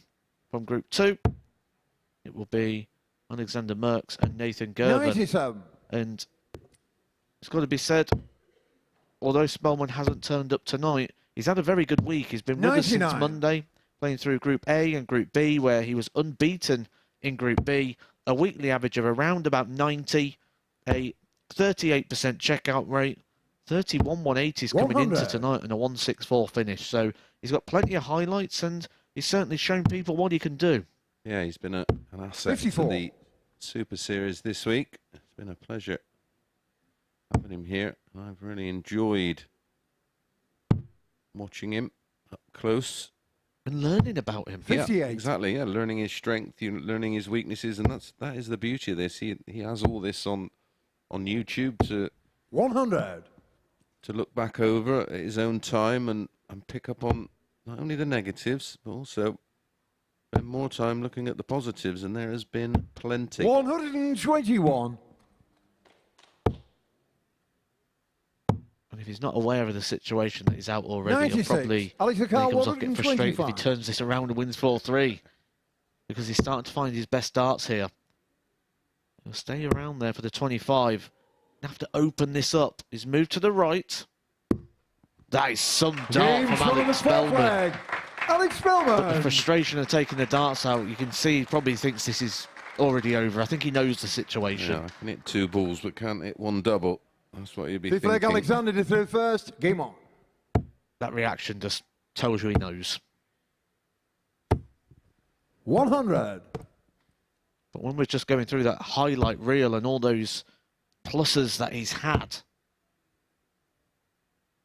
it's just added to the list. 100. Ball Yep. 25 ball. What a great shot. And what a great dart. He had to come right over to the right-hand side to try and open up an angle. 140. Somehow managed to squeeze it over into the top left corner. Yeah, classy dart. And it is a good game of darts, this one. Merkx has really found sort of his 100. well, his top level, his weekly average at the moment is only 86.72. His Group C average was a 90.33, is above that for this match. Spellman playing around his level, which is around about that 90 mark. So it's a increase from Merkx and that sort of 81. one pace from Spellman. Well, the damage was done, missing 10 darts against Nathan Girvan in his opening match, and 94. well below where we expected him, some sort of 7 points off of his running average. But it's knockout darts, effectively. 50. Only off Alexander because Car you make a 110. poor start. It's hard to get back in the mix. We've seen it with Richardson, and now we're seeing it 42. Spellman. Alex Car 170. This would definitely go in the highlight reel of positives. It could be the end of the road. Merkx 44. polishes Alexander off to 68. Game shot in the That's match. a good Alexander performance there Merkx. from Alexander Merkx. A 4-1 success over Alex Spellman, who has treated us to some very good moments this week, and he even gave us one more with that bull 25 ball. We've learned a lot about the game of Alex Spellman, and I am confident he's going to do well on his pursuit to become a professional dart player. But it's Alexander Merkx who we're going to see more of in the upcoming semi-final clashes. This is the MODUS Super Series.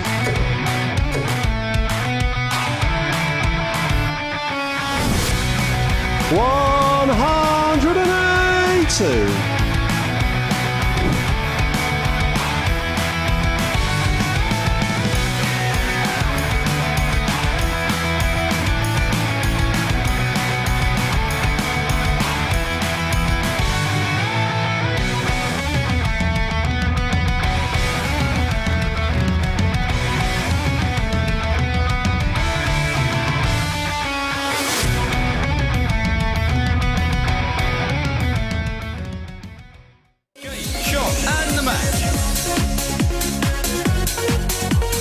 Absolutely superb stuff here at the Super Series. Would you believe it? Out of nowhere, he pins a 170 finish. This is just an exhibition of fantastic finishing. 180. That was a cracking leg of dart. 144 were called, just 6 remain. This is the Champions League Grand Final. After 3 months and over 1,300 games, it comes down to this.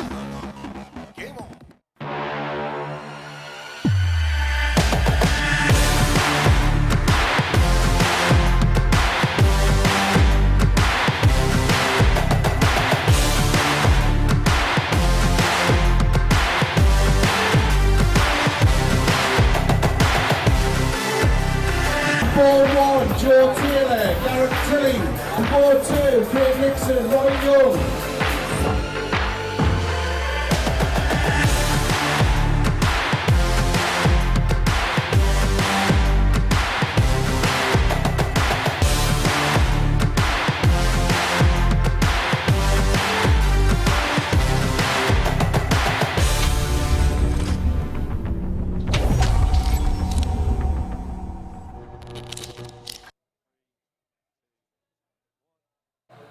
And the ADC does provide routes into the MODUS Super Series. We'll talk about Stephen Johnston's week in just a second, but Chris Mason's joined us up here on the balcony to reflect on what we've seen in the group stage action here at the MODUS Super Series. And we've got to begin with Alex Spellman, because we thought he was a live contender for tonight and eliminated in the group. Yeah, it's funny, isn't it? It's a slightly different environment. He never settled. Gave us a highlight reel 125 checkout, but apart from that, never looked comfortable. And we've seen that so many times before when we've had players that have looked rock solid in the round robin phases where they've got multiple games, and it just takes a bit of pressure off. And like James Richardson, I said at the end of comms, when you make a slow start, it's so hard to get back in. Well, these are the stats then from that 4-1 win for Alex Merkx. He averaged in the end 89.35 in contrast to Spellman's 86.20. Is Alexander Merkx doing it again on a Saturday night? Yeah, and maybe that's the experience of being in this environment before. He's comfortable. He's got no negatives from being here on a finals night where Alex Spellman was going into the unknown. And you know, again, just below. He was 7 points below his sort of par average for the week, and below it in his second match. And that's just the way it goes sometimes. We've seen it from better players than him before. So you know, he just joins a group of many players that have just not settled on finals night. What did you make of Nathan Girvan in the pool matches? Yeah, okay. Okay, a little bit better, but nowhere near, you know, again, nowhere near where he should be. A little bit fortunate that results went his way, and Merkx gave him a hand and took himself through with him. But he'll have to find another level, of course, in that semi-final. Well, that is Group 2. Group 1 was what we saw earlier on in the evening, and it was a group that was absolutely dominated by the nuke, which was Luke, which is quite hard to say. Yeah, again, he just looked very comfortable, doesn't he? And that's confidence. He's played on varying stages of varying sizes, including one of the biggest of them all at the UK Open. He's played on lakes, so he's played everywhere. So he has no fear. You know, he's got no negative luggage. He's not carrying any bad memories. So he was always going to be dangerous tonight. And it was a great match with Richard North. They were jostling for position, really. Both pleased, I'm sure, just to have got to that position of being in the semi-finals. And yeah, it was played in a nice style. I enjoyed that. It really was a nice start, and I suppose it's something that Luke's going to have to learn during his development. He's going to have to come up against characters like Richard, who's one of the kindest people on the circuit, but he's one of those, he's got that big character feel about him. Yeah, and he will have to deal with players speeding him up, slowing him down, trying to engage with him in a negative manner. Richard North was, of course, it was all a bit of fun and a bit of banter, but listen, he will have players that will take it a little further than that, let's put it that way, and before you even get on the hockey against certain opponents. So yeah, it's just a learning curve. I thought the interview with him, he's embracing that right now. Now we're going to do the most ironic thing in the world right now, and we're going to talk about Richard North and his progression through the group. Impressive what you've seen? Yeah, certainly a lot better than what we've seen in recent times when he's been back, by the virtue of him being in the semi-finals tonight and hitting a lot of big scores, a lot of 180s. It'd be interesting to see what he thinks of Merkx and sort of what his approach will be in that match. It's by far the easier semi-final, I think he will think, that's for sure. Yeah, what he does, you just never know what you're going to get with Richard North. He's that, you know, he's like a box of chocolates, isn't he? You never know what you're going to get. James Richardson this evening, slightly disappointed? Yeah, but that again, it's that pressure cooker environment of knowing I've got to get off to a good start. You get 2 bites of the cherry, you lose that first game. We see it with Spellman. We see it every time on finals night. You know, we often joke about the curse of Group A. But, you know, it's not necessarily the curse, it's the pressure. You know, while Luke had qualified, he's off playing local tournaments. You know, that's the difference. So quite often we see players win the Group A and just sort of lays around for a couple of days. Some it works for, some it doesn't. I'll tell you what, it's set quite fair for the semi-finals now, isn't it? Yeah, and it is set pretty perfect how we'd like it. You know, the two young guns, one younger than the other, but they're very much the young guns of our sport facing off first. As our colleague Paul Starr would say, yeah, not bad at all, our semi-final lineup here at the Super Series. Talking about our production team, we're going to learn a little bit more about them. We did see whether it was a good idea or not. Apparently it was a good idea. We're going to meet our production team, which could be an interesting tactic. Yeah, well, we are after the watershed, so I think we'll be okay.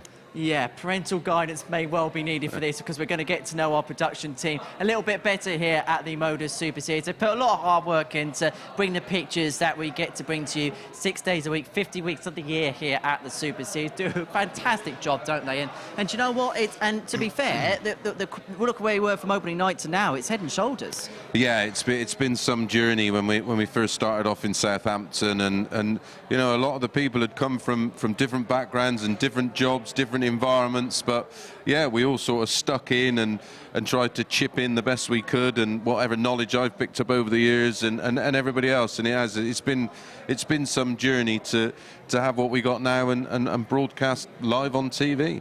Well, let's meet our production team without any further ado.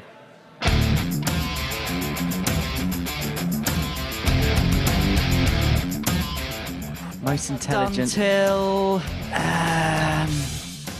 I'd probably have to say the most intelligent is Kirk Bevins from a book-smart point of view. I don't know about you, Matt. Oh, I can't debate that one. It's got to be Kirk Bevins. Most intelligent would have to be Kirk Bevins. You're not countdown champion for nothing. You're going to have to go with Kirk Bevins with his countdown history and his quizzing. Most intelligent. George Noble, is that what you want me to say, George? There's some pretty bright people around in the back room, but I'm going to probably have to say me, really. Paul Hinks. I've never seen a man get around a puzzle like that before. I reckon a lot of people are going to say you. I'd have to say Paul Nicholson. He's got quite a depth of knowledge, hasn't he? It's got to be Paul Starr. Probably Paul Nicholson. There's nothing he doesn't know about vegan diets and meditation. Abby? Definitely Abby. She's got some cracking dresses.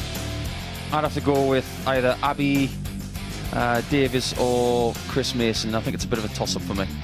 I'd say Chris Murphy also always comes in as some smart clobber, doesn't he? To be honest with you, I'd say I'm up there. Paul Nicholson's very smart. He wears some nice clobber. Got to be me, really. Find any Tungsten Time T-shirt in any of your local charity shops. I'll go for Charlie Corstorphine as the best dressed. Well, Paul Nicholson, well, he's the sort of person, I think, he could come in a Lidl's carrier bag and he'd still look fantastic, wouldn't he? Paul or Abby? Abby, some fantastic outfits Abby wears, so I can say Paul and Abby. Best dressed would probably have to be Abigail Davis, one of our presenters. Best dressed. Kirk Bevins. Absolute shambles. Worst dressed, Owen Binks, no question about it. Who wears Tommy Hilfiger and then Adidas trackies? Disgusting. Worst dress, I'm going to have to go Mankey. Looks like he slept in his car all night when he comes in the morning. Not impressive. Owen Binks. Stefan Everard without a doubt. Worst dressed. Kirk Bevins with his Slazenger and Puma fleeces, absolutely abysmal. Awful. Best mate would have to be Paul Hinks, basically because he's like a second granddad to me. Henry, Hugh, Kirk, Taylor. Everybody's a mate. I love them all. For me, it's either Chris Murphy or Chris Mason. I work a lot with them and on a lot of different projects, and I love their company. Best mate, it's going to have to be Owen. Best mate. Won 3 Gold Cups back to back. Oh, well, we're not talking about the horses, are we? Paul, we got a bit of a bromance thing going on. Best mate. Oh, I like Stefan. He's my pal. Also, Owen Binks, mainly because he took me to watch Coldplay, where he got us right to the front by using his celebrity abilities. I'll pass. There's only one. His name's Henry Deacon. Henry Deacon, 2 words, Catalonian woman. Of this lot, it's probably going to have to be Henry Deacon, I think. Henry Deacon, swimming in it. Gotta be Charlie Corstorphine.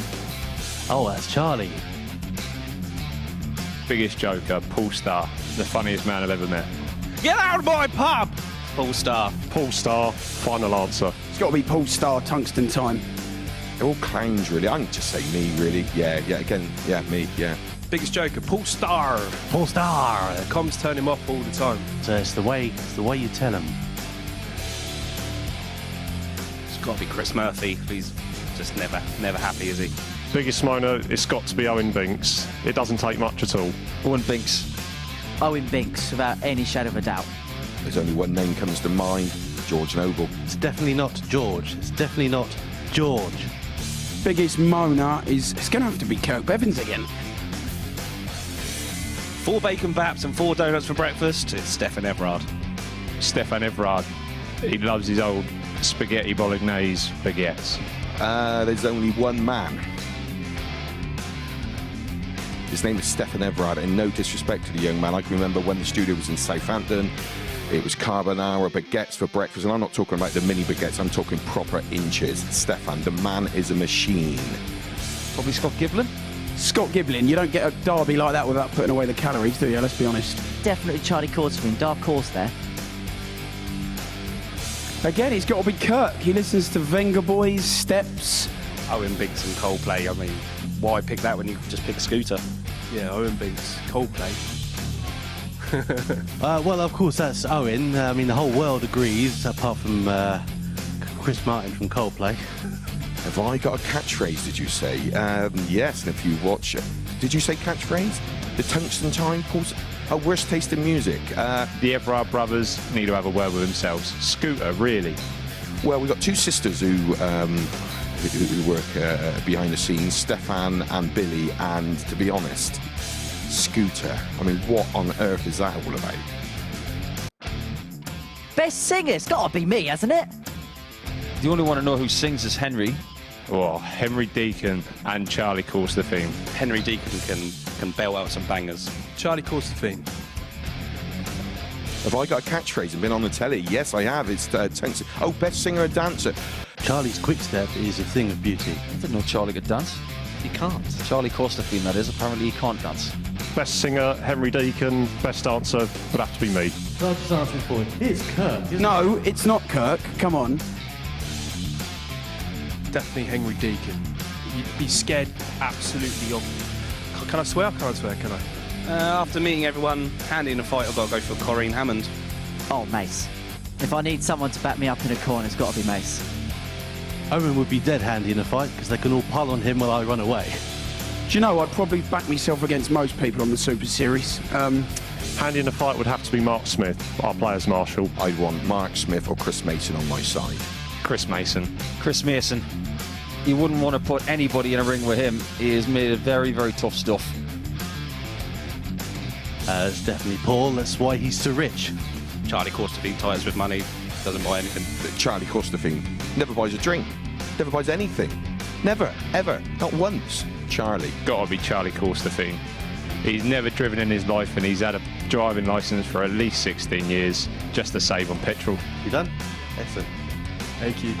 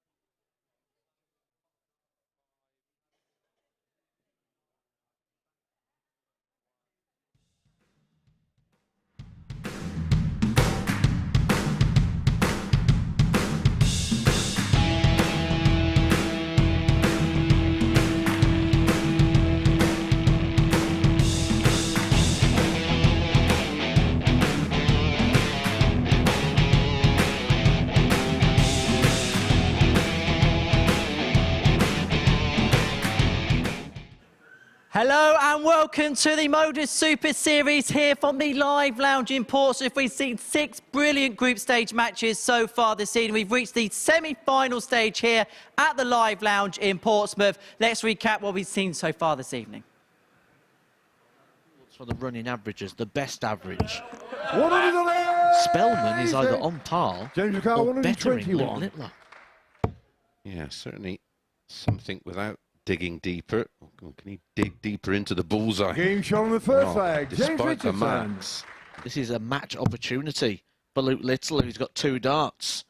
Double 5. Game and shot Luke on the Littler, match. the Luke favourite to Littler. win this week before a dart was thrown. This is one of those situations where you might look back at the end Game of the shot on night. the 5th leg. Alex Spellman. Now 40. Merkx. What do you say when you start missing big numbers? You just continue to miss them, don't you? You lose all confidence in the ability to hit a big number. As Nathan lost all Game confidence shot in in the match. finding a double. Nathan Girvan. There's your answer. And I'm like, has he found an 8th day in the week to cram some more Game competitions shot on the in? 3rd leg. Richard Good North. stuff this from Northie. That might be, though, the last dart that James Richardson throws in Series 3, Week 10. Game As shot on Richard the match. North Richard has North. mopped it up for a 4-0 success. A disappointing evening for James Richardson, a 4-1 defeat to Luke Littler and a 4-0 to Richard North. Nathan Carl, 32. Reprieve.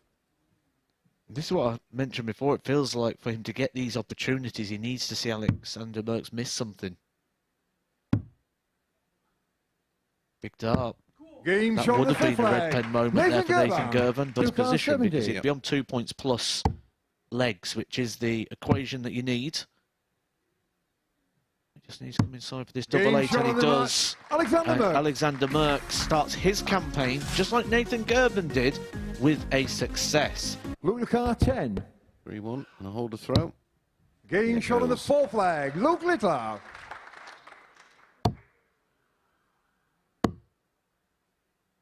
He did go ball. Game shot on the match. He went Luke ball. Littler. Fortunately, found a small 18, which left 32.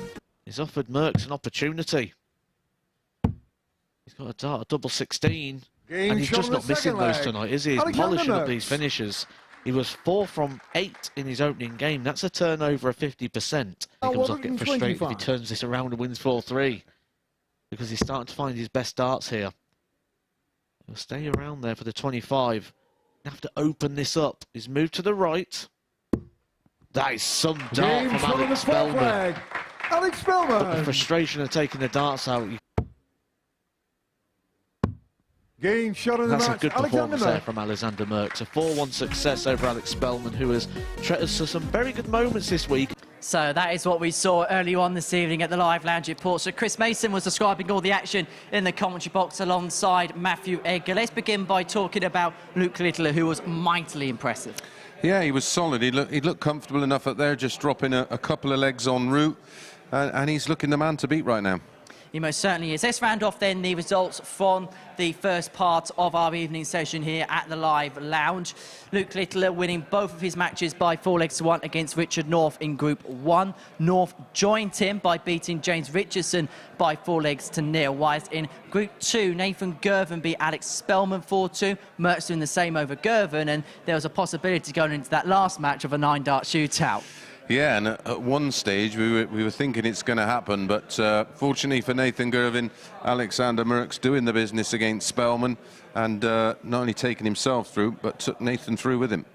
He most certainly did, and this is how the tables ended up in the end then in Group 1 and Group 2. Remember, the top 2 players go through. Luke Littler, by winning the group, will have the advantage of throw against the second place player in Group 2. That's Nathan Girvan, so the other way round. Alexander Merkx is going to have the advantage of throw against Richard North. Littler, Girvan are first semi-final. As for Alex Spellman, will he feel disappointed because in how well he's played this week, that when it came to finals night, he came up dry?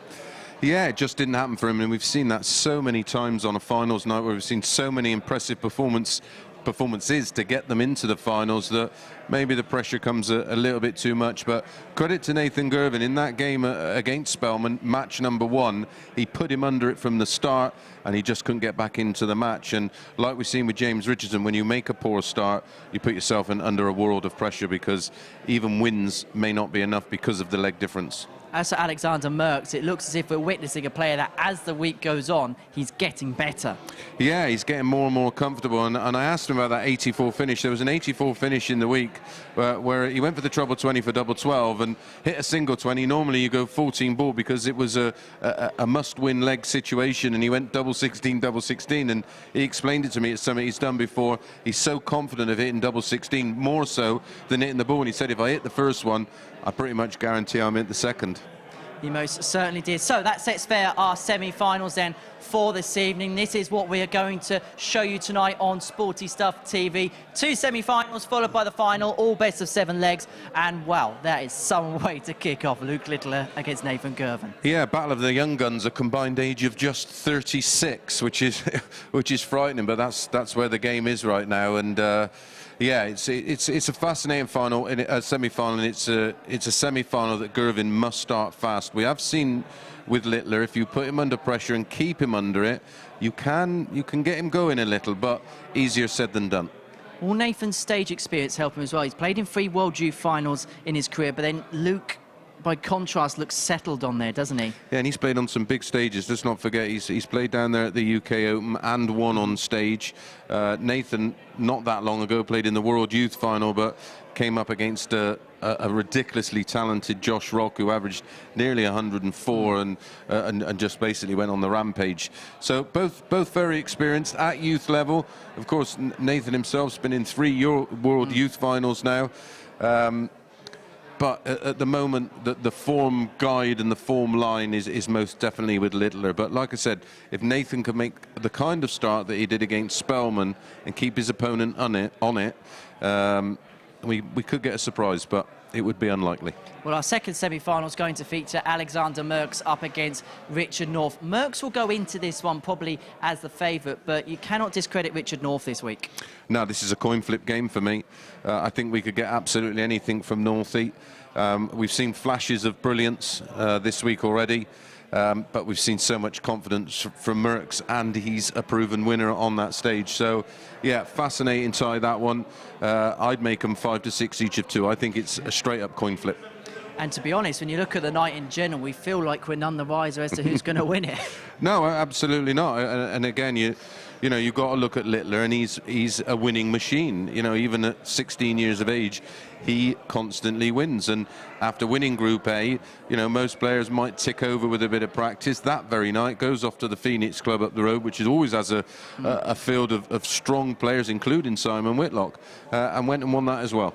As a young player, are you happy to see things like, because it's just a genuine enthusiasm for the game there, isn't there? Yeah, absolutely. You want to see the players play as much as possible, because this is where the hard graft's done and the experience is gained. And you know, he's playing against older players. He's learning all the time. He's not scared to ask the question either. If there's something he wants to know, he will endeavour to find out. Looking forward to this first semi-final, aren't we? We are. It should be a good one. So we've got the semi-finals and final to bring you live here from the Live Lounge in Portsmouth in the MODUS Super Series. It is the finale of Week 10. We kick off with a battle between 2 young guns who could well be stars of the future in Luke Littler up against Nathan Girvan. Chris Mason's going to make his way down to the commentary box to describe all of the action over the course of the next hour and a half or so. Alongside Prime Time himself, it is a very good evening to Matthew Edgar. Hello, Matt. Evening, Henry, and evening to everyone joining us on Sporty Stuff TV for the semi-finals of the Series 3 Week 10. Got Luke Littler taking on Nathan Girvan, and I think it's fair to say that Luke Littler has been on a crash course of darts these past couple of days, where he's learning in a lot of experience. We have seen him on some stages before, the Lakeside and the UK Open. That same stage is the stage that Nathan Girvan took on Josh Rock in that PDC World Youth Championship final, when Josh Rock ran away with that one like he did with most matches throughout 2022. But the crash course of learning isn't just for Luke Littler here. Nathan Girvan, only 20 years old himself. So both of them taking sizable steps forward. Game on.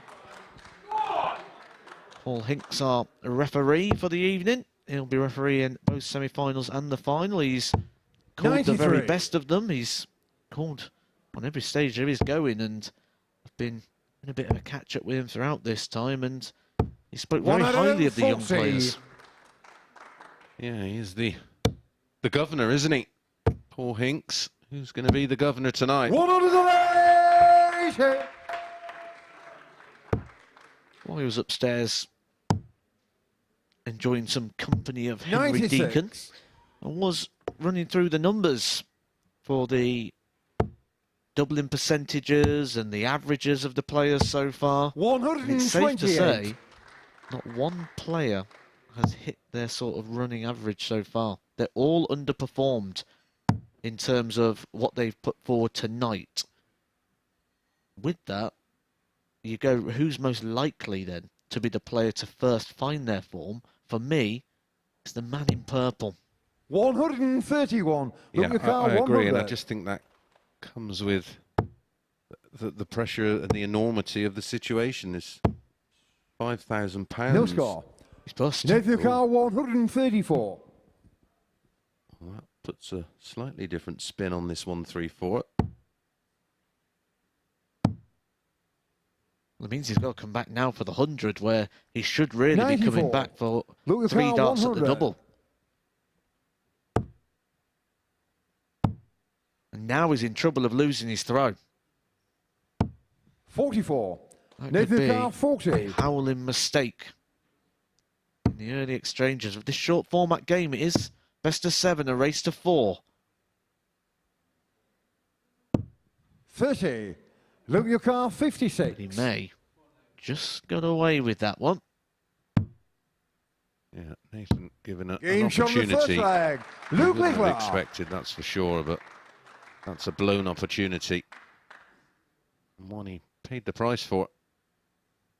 It's not one I'm surprised by, though, because as I Second leg, mentioned, I was Nathan crunching the first. numbers. Game on. And they've only played 2 matches tonight, so it's not over a big sample of games. But Nathan's Girvan checkout percentage so far for this evening, 1 out of them, 40. 23.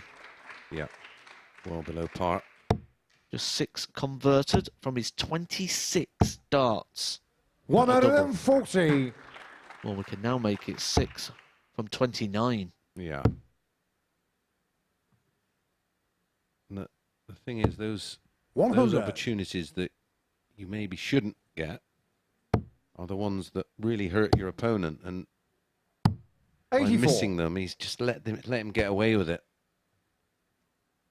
And it's the negative connotations, but 60. sort of look down and then look back up, and Now he's looking all over the stage to try and find bits of his darts. well, hopefully there's nothing damaged there.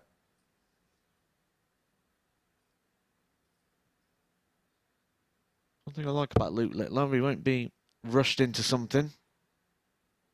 But he is quite reactive to a negative 70. dart. Yeah, but that will come with maturity, of course. It's easy to forget he's only 16 years old because of the levels that he produces and that he plays at. So it was a snapped stem, been replaced. This is the broken dart derby, isn't it? Luke Littler broke his point earlier on this evening. Not on stage, this was back in the practice room. He snapped a point in half, and now Girvan doing the stem.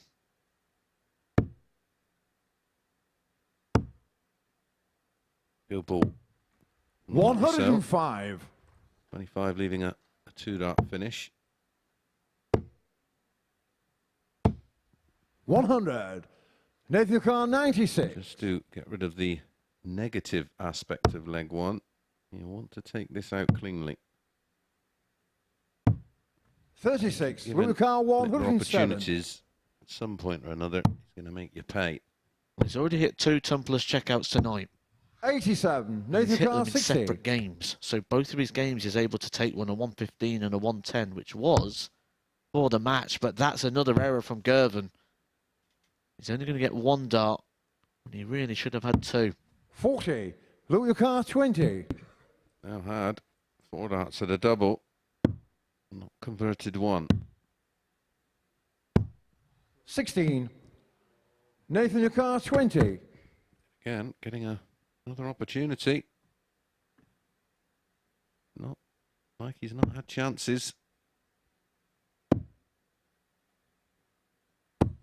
Game shot on the second leg.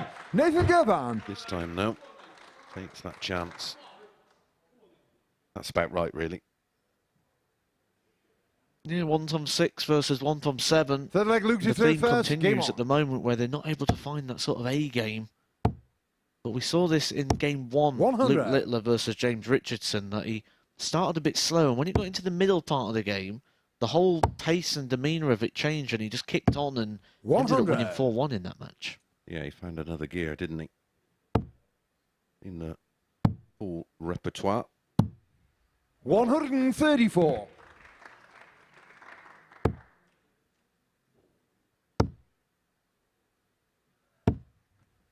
$85. Again, that forced final. 57.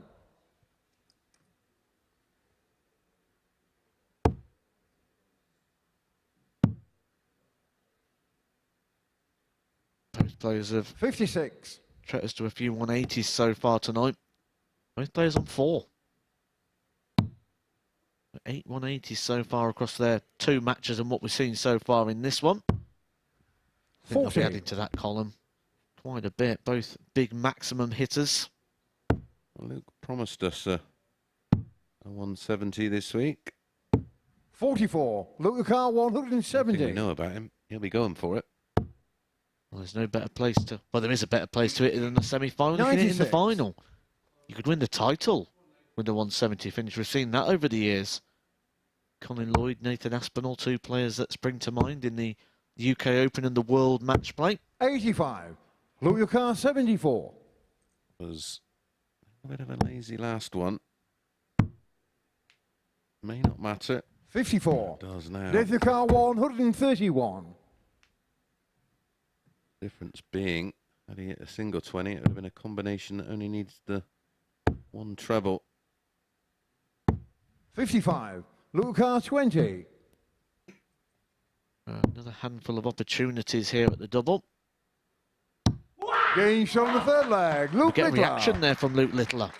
Not had many out of him. It's just a sign of the moment, isn't it? It's a sign of how important that was. Well, there's probably a bit of frustration in there as well. Won't be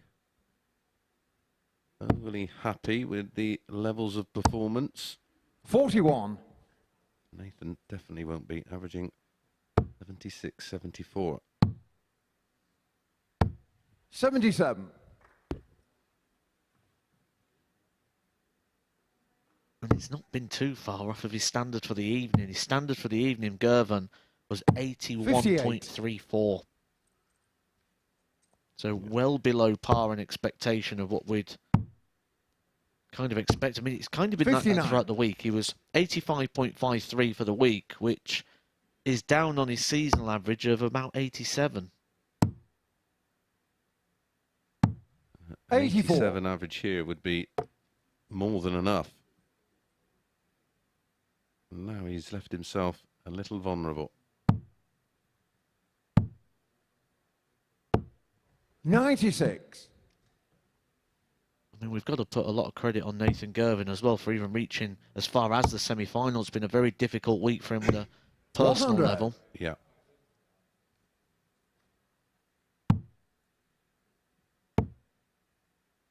Emotionally 59. tough.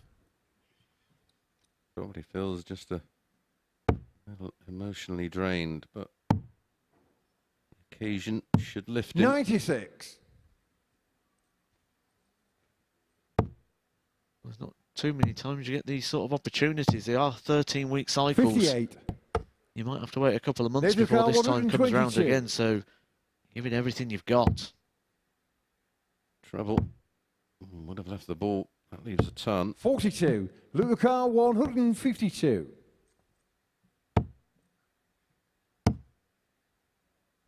60. Nathan Carr, 80. And what they're doing now is playing each other. I know that may sound, well, they are playing each other, but they're playing at each other's level. Being reactive. Yeah. When one misses, it's just contagious. 60. Luke Carr, 92. They're becoming embroiled in each other's level. trying to read the game, trying to take ownership of the 80. game, trying to Nathan Carr, 20. stamp some authority on it. And ultimately falling into that trap of trying Game too shot on the hard. fourth leg. Nathan Girvan. Essentially, I always say it's playing the game like a commentator, because you almost play the opportunities like we're trying to spot them in the game. Like Luke, you throw And first. you almost Game tell on. yourself these, oh, that's an opportunity, I always miss that, or I need to do this. And 96. they'll be thinking the things that we're kind of saying. Which is the opposite of what they should be doing. 60.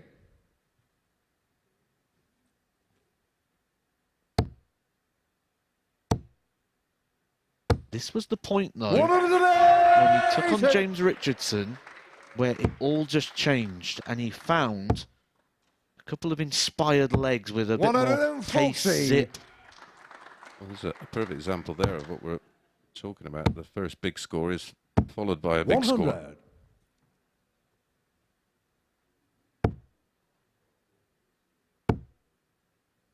It's warming up very, very quick up there on the stage.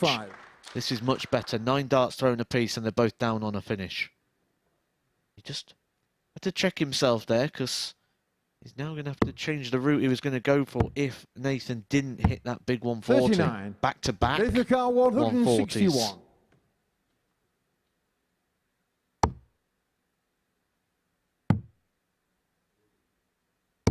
140s. That would have been a Luke game Carr, changer. 86. There's a lot to do from 86. May only get a dart at the ball.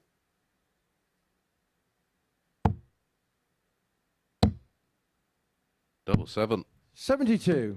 It's on the wire. Nathan Carr, 64. Treble 16, double 8. Treble 8 tops. Big target. Game Big, shot on the big fifth moment. leg. Nathan Girvan. 14 darter. And it's our first break of throw. We've said all week, if you're going to break, that's the perfect time to do so, because you break Six and leg then Nathan to throw while your first. opponent's got the element Game of on. disappointment, they just see the finishing line getting further away. You're throwing for it. Yeah, leg 5. 2-2. 180.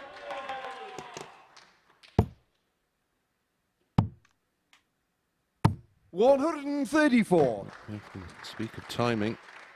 What a time to find your first max. Got to follow it up though.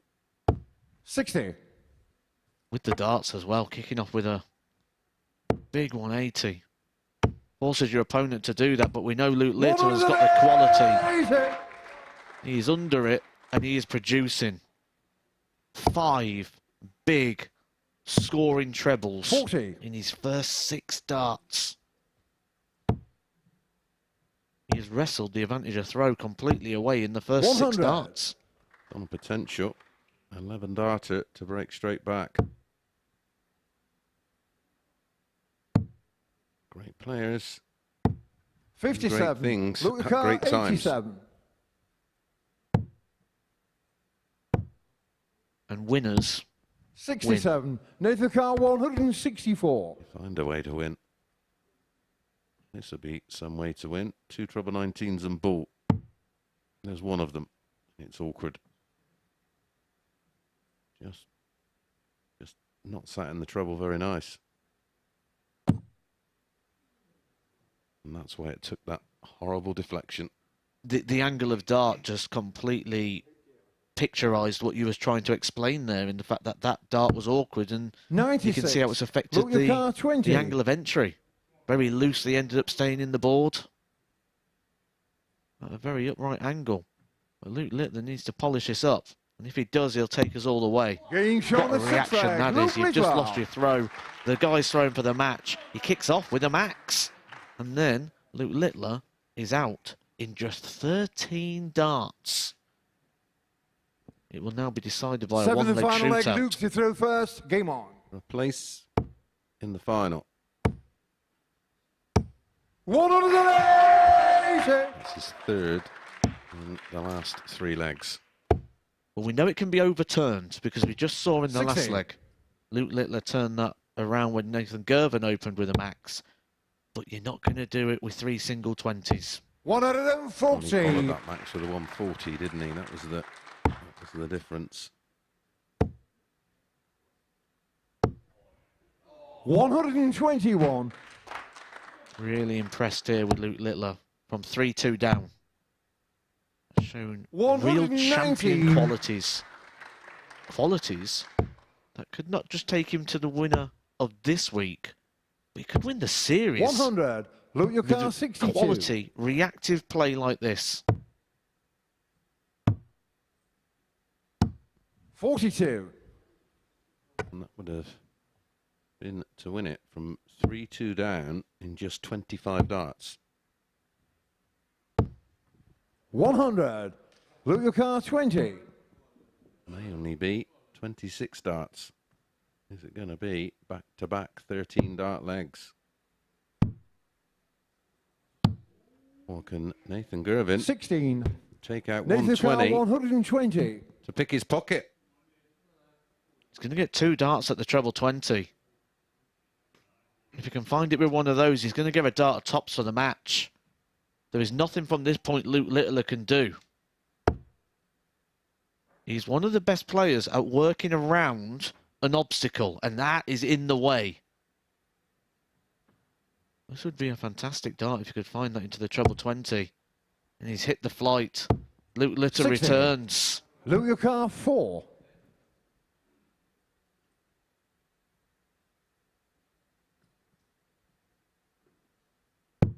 Game And showing that ends a really enthralling game of darts. Luke Littler is through to the final. He beats Nathan Girvan 4-3 in a game Nathan Girvan went 3-2 up before Luke Littler rattled in a 13 darter and then was down in just 12. A really good response there with 4 180s. Luke Littler is in the final and he will be awaiting the winner of Alexandra Merkx and Richard North, which is coming up in just a couple of minutes' time.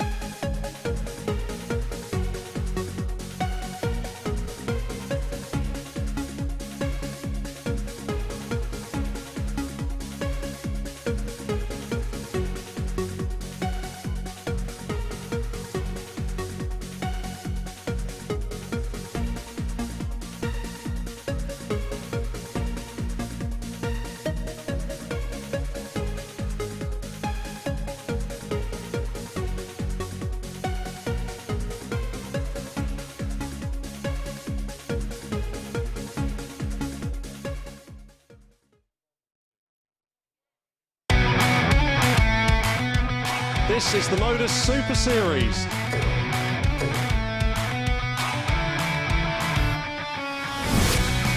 $180.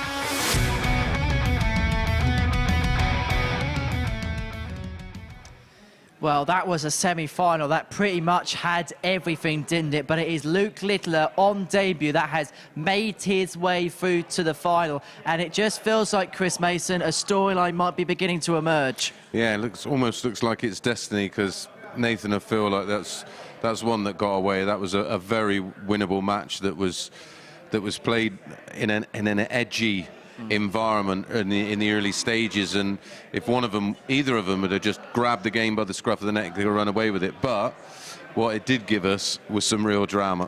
Absolute drama. These were the stats then from that particular matchup between Littler and Girvan on your screen now. 4-3 success for Littler, 86-82 the average is, but despite the 4th and 17, Littler just gave himself more chances because of the power scoring. Yeah, I mean, to still end up with an 86 average over 7 legs when you've missed 13 darts at a double for him, that's a leg.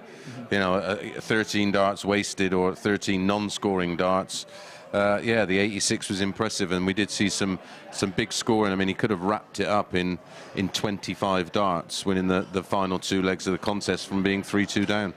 So Nathan Girvan goes 3-2 up. Luke Littler having the opportunity to do that himself. Girvan then kicks off Max. Lesser players would have crumbled in that scenario. Yeah, and not only did he follow it with a 140, he then backed it up with a 180, which is the opposite way round of what he did in the deciding legs. He kicked that one off with another max and backed it up with a 140. The problem is with Nathan, he hit the 180 and then didn't back it up with anything, and you know, the 180 becomes a 120, becomes an 80 odd, and that just wasn't enough in that situation. Well, our second semi-final between Alexander Merkx and Richard North is going to be coming up in just a second, and my word, do they have an act to follow in that one. But before we go there, let's have a look at our checkout of the week competition. So 5 checkouts this week. We begin with this 148 for Luke Littler. He hit this against Alex Spellman in Group A. Richard North got this 160 checkout also against Nathan Girvan. North has been playing some really good stuff this week. We're going to see him in just a second. As for Alex Spellman, he was spellbinding at times. He notched this 164 against Gary Blades in Group B.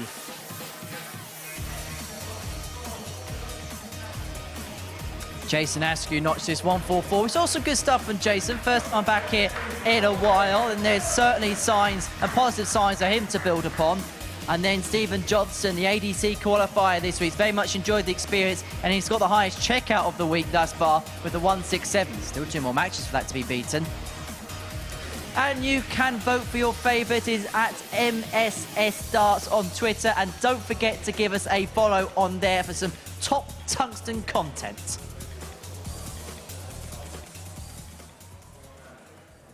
Any that took your fancy there, Mace? Well, you probably could have added Spellman's 125 tonight, ball 25 ball. The 167 for me, just because it came from an ADC representative, and it was just such a big moment for him, and it still remains the highest checkout of the week.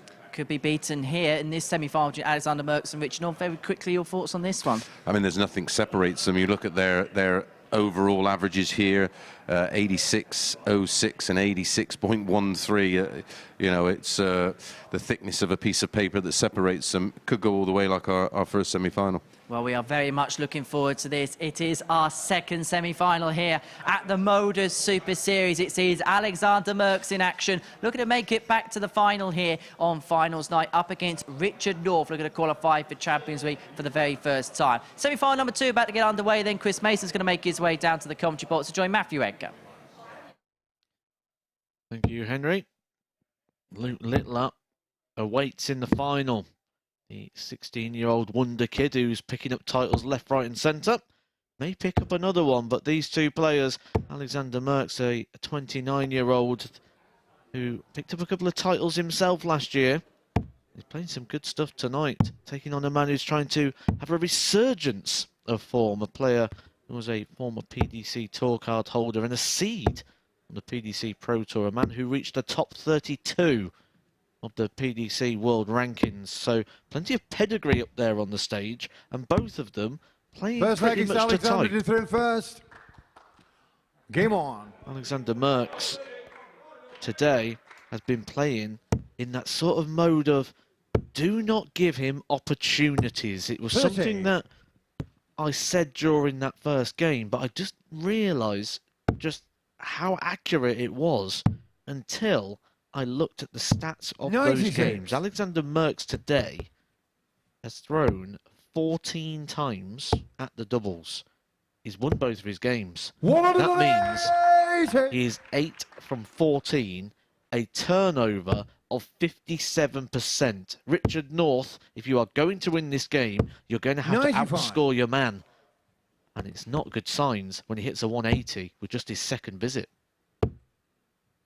He's just been 60. Absolutely rock solid and gone about his business, and he's just not got himself involved. He's just focused on him, and that is ultimately the best way to play this game. 140. But when you look at their averages of their all-time Super Series averages, the fact that they're so close is 64. is spooky. Richard Ducal 170. This one will come down to who can find those moments on the day. This would be one of those moments. But putting 96. my sort of Alexander punditry hat on, I feared the worst for 167. Alexander Merkx on Wednesday when he averaged just 81 across the day. Most of his averages was in the 70s, and he 99. really seemed to be struggling to find that form that he had when he won a week. Yeah, but on Friday he lost his opening game of the day and then just went through the card, didn't he? He didn't even go a dart at the double in that opening game. Game shot on the first leg. Richard North. That advantage of throw that Alexander Merkx had has just been cancelled out in the opening leg. Richard North with an early breaker throw, just 14 darter. Second leg, Richard to throw first. Game on. 180 in the leg from Merkx. Big advantage this for Richard North. Had to break throw, of course, to win the match. 60. He's done it. The first opportunity. I think it's safe to say if Richard North does go through this and take on Luke Littler in the 100. final, it's going to be a slightly different ambience compared to the last game when they played earlier on this evening. Yeah, it was played in a very relaxed manner. 100. Be relaxed when they're playing for a first prize of £5,000. And to get their hands on 100. that giant novelty check, which is sat literally in between me and Chris right now. Yep. I'd like to get your hands on that in a couple of weeks, pal. 85. Yeah, I've held it enough, but it's never had my name on it. 100. Give me a sec. How do you spell Edgar?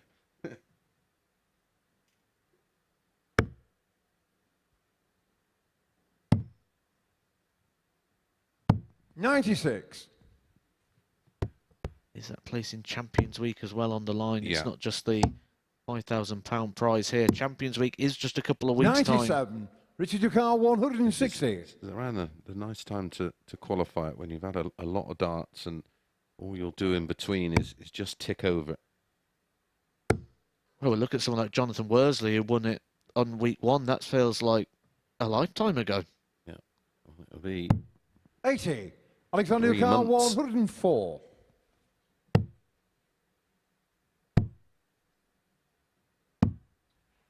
86. Richard Ducal 80. And a little bit of support in here tonight, Richard North. Yeah, doesn't live that far away, does he? Ooh, hello.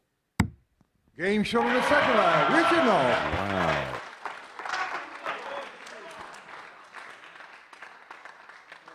Practically giving him a bow at the back of the stage there to his Third leg, Alexander supporters at the back of the room. Game on. But that was a huge shot. He was coming to the board. He mentioned earlier in his interview he sometimes just doesn't feel comfortable at the hockey. And he walked up to the hockey there and then walked back again. He obviously didn't feel set and ready. And then when he did come to it, he delivered one of the best shots of the week. What I liked is he hadn't made his mind up, and I think that was why he took a moment to just step back. 100. And then make that decision. And the decision was tops. So often you'll see players come to the board with an idea and change it late during the action and sort of hit between the two options. Yeah. Well, I suppose it's a bit like a penalty taker when they just don't make their mind up. 140. Skying it over the top. I think Richard North's enjoying this battle because when Alexander Merkx hit that 140, he was sort of nodding along with it. And when you get into these sort of games where you're both playing well, you just sort of get 161. No nerves appreciation for the game, and you just 90. Ultimately, Richie find your A game, you find your 126. best. You don't try reading the situation. So we'll come down to the 19s. The treble 19 would leave the ball.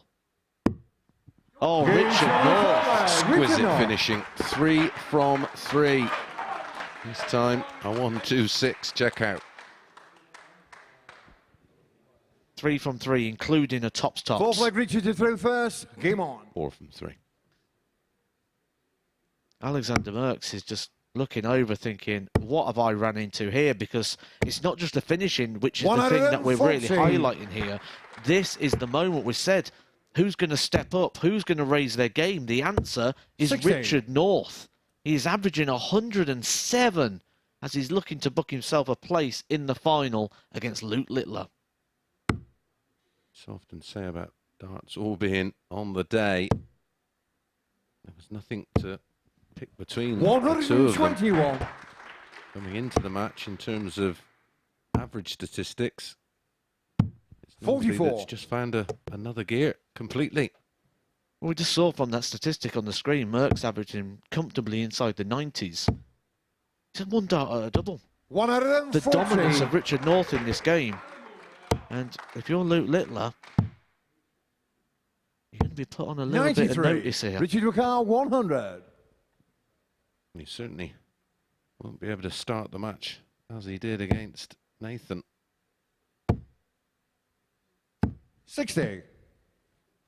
He'll be back, comfortably back. Before now, I don't think 100. any of us Richard Ricard, 40. would have called this either way.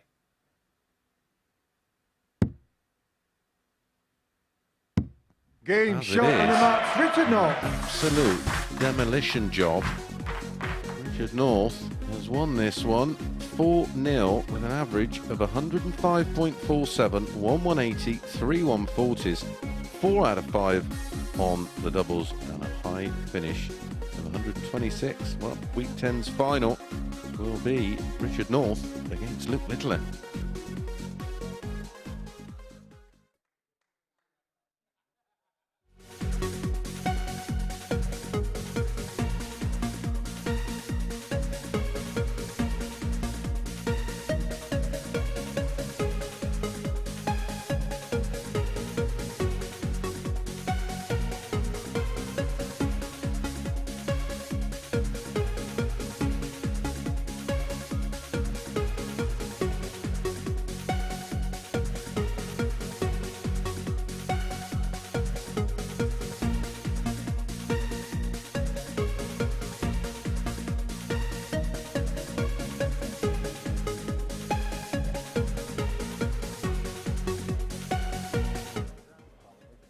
Your dad's falling down.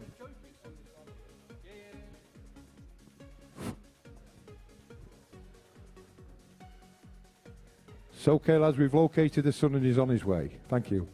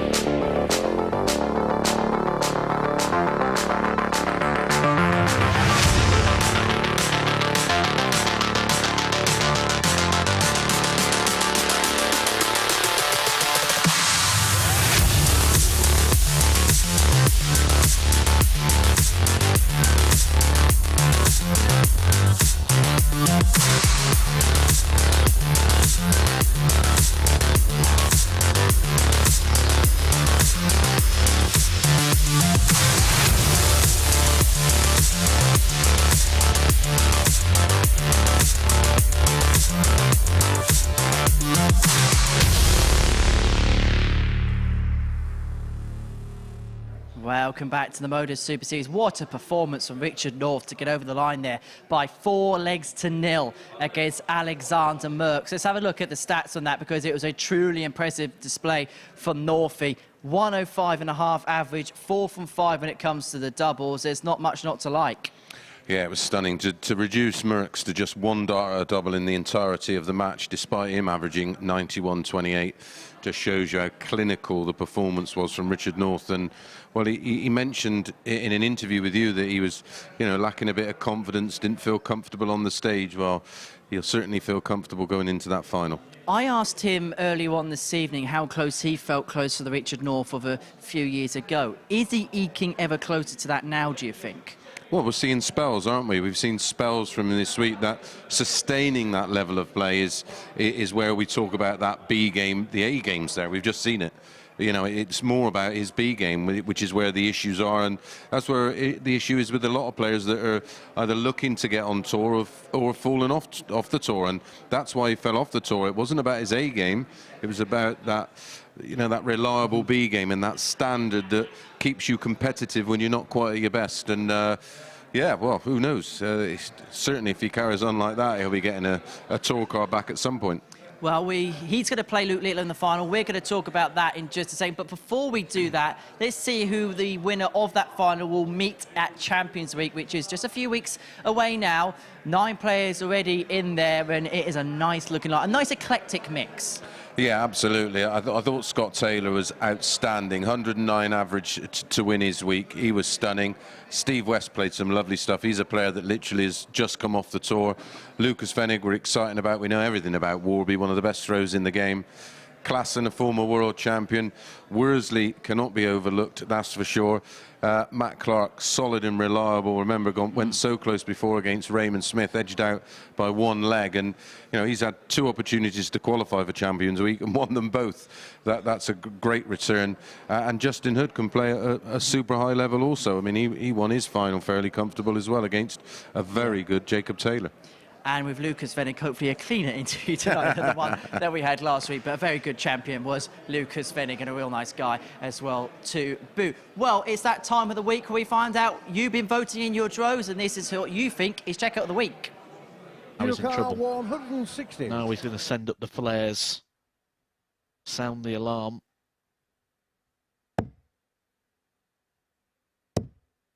Oh, it's tops. For a 160 for the match. What a turnaround from Richard North. He was 3-1 down and then reeled off legs of 11, 15, 15 with a 160 so finish it's that for the 160 match. from Richard North. That pinches it in the end. Thoughts? Yeah, I don't know why that was. Not unless they've just all voted on the back of what Northie's just done there. But yeah, the 167 for me wins it hands down.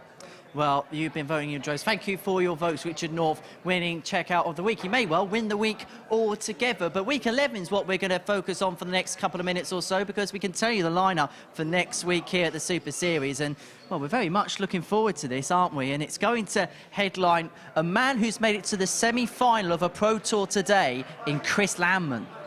Yeah, it's a real great lineup. A couple of players we've seen before. The one that we were excited about first time around was Cam Crabtree, who on debut averaged 115.62 in his very first match. Kevin Bainter back. Ryan De Vries, I'm really looking forward to seeing him take to the stage here at the Super Series. And good to see Sean McDonald return as well from Scotland. Kai Fan Lung in there, and the legend that is Tony O'Shea. I'll be looking forward to catching up with Tony. We all love spending a little bit of time with Tone, don't we? So that is going to be Week 11. That's going to begin 9:30 on Monday morning. But the full focus now is going to be on our final, which is 4 minutes away. It sees Luke Littler up against Richard North. Now, for Richard, that impressive average came in the second semi-final. So he's only had a little bit of time to go back. Will he still be feeling hot after the back of that? Yeah, I think when you play poorly and maybe just get away with it, you'd like a little bit more time to address why you didn't play as you expected. But when you've just played like that, you're on the crest of a wave, you're buzzing, the adrenaline's coursing through. You can't wait to get back up there. It's a complete opposite scenario of when you've, even though you've won, you know that maybe you're not playing to a good enough standard to win the final. He will be thinking, get me on there now. As for Luke Littler, has the semi-finals actually come in the right order for the players if you look at the way they've been won? Because Luke probably would have needed a few minutes just to recompose, because that was a dramatic semi-final against Nathan. Yeah, it could have been so different, where one semi-final was absolutely conclusive. I think he would have been aware that had Nathan been somewhere near his A game, he would have been beaten just like Merkx was. As it was, from 3-2 down, produced a stunning 13-dart leg and then some serious power scoring in the decider.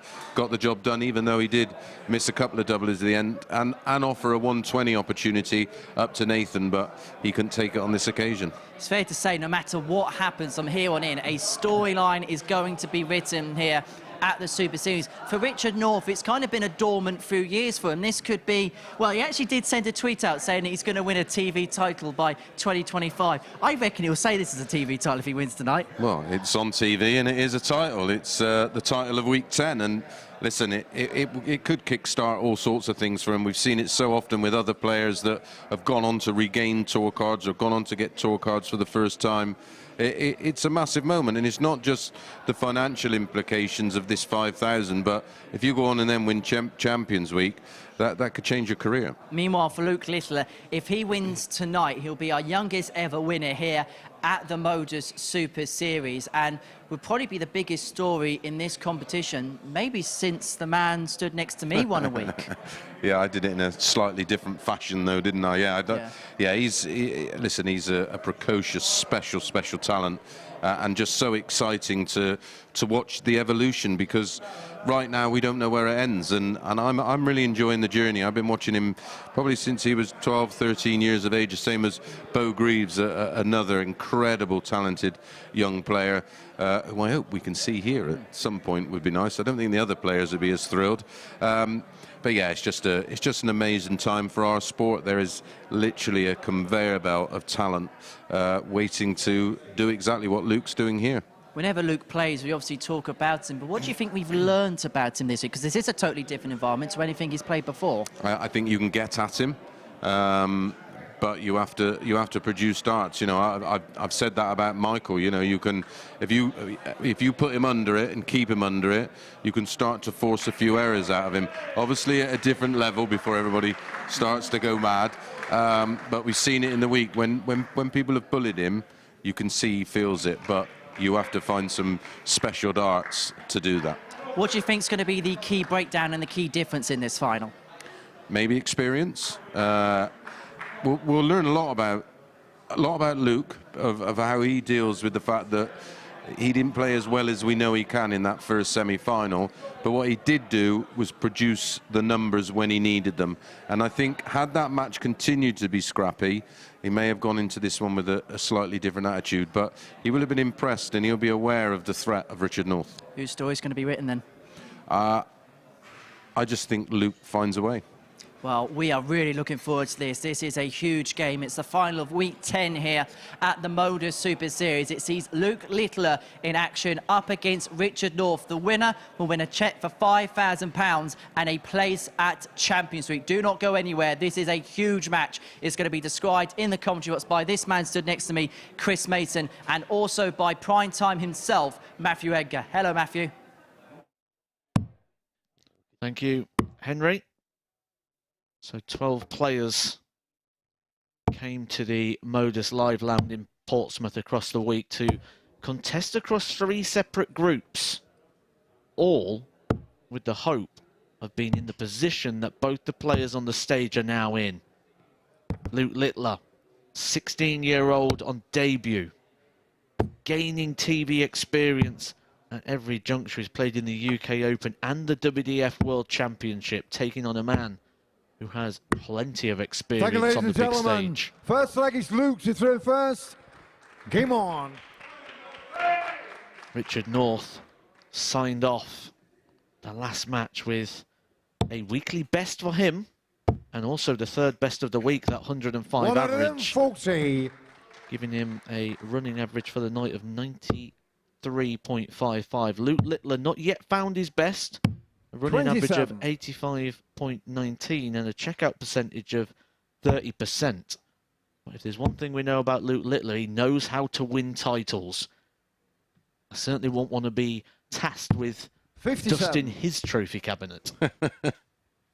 Yeah, and he's almost just wait for him to find that extra gear, which he did ultimately find in the end 81. against Nathan Girvan in the other semi-final. I've seen all week when someone's gone and posted a big 100+ average. 96. When they come to the next game, they've not been able to replicate it.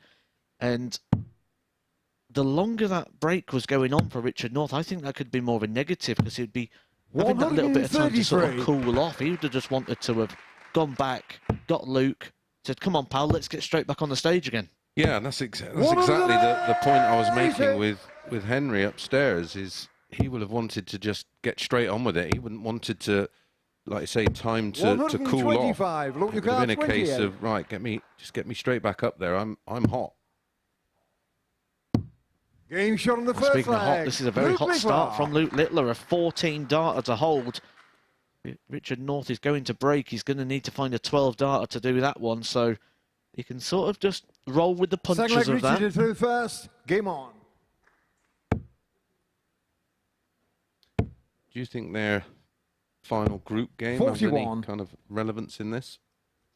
I don't think it does. It was played in a completely different atmosphere and environment. It was quite jovial and friendly. 47. If you haven't seen that game, I'd advise watching it back. It was fun. It was a fun watch. 140. It was great to see the players' personality coming out. 180. Aren't you supposed to be nervous in finals? Not him. That is his 9th 180 100. of the night. He's only played 3 complete matches in a best-of-7 format. Might be about to hit double figures. 140. We know he's got this in the locker. We've seen it many places before, but to see him delivering it like this under these circumstances is incredible. 140. Luke 134.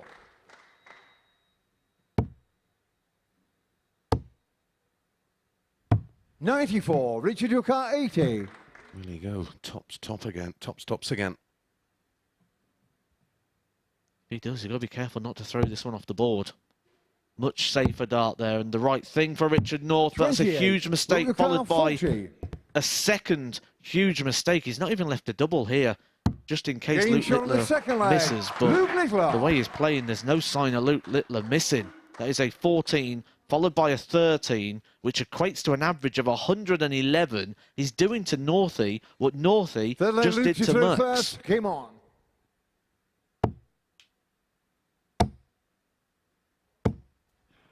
$140. He is currently relentless. 77. No, very special performance, and there doesn't look to be any let-up. 180. 3 legs played, 3 180s hit as the average climbs to 120. Well, it would be a little ironic that 45. we have the leader in terms of highest average ever here at the Super Series. 57. Jason Askew, he was in action this week. 60. 118. Luke Yukar 124.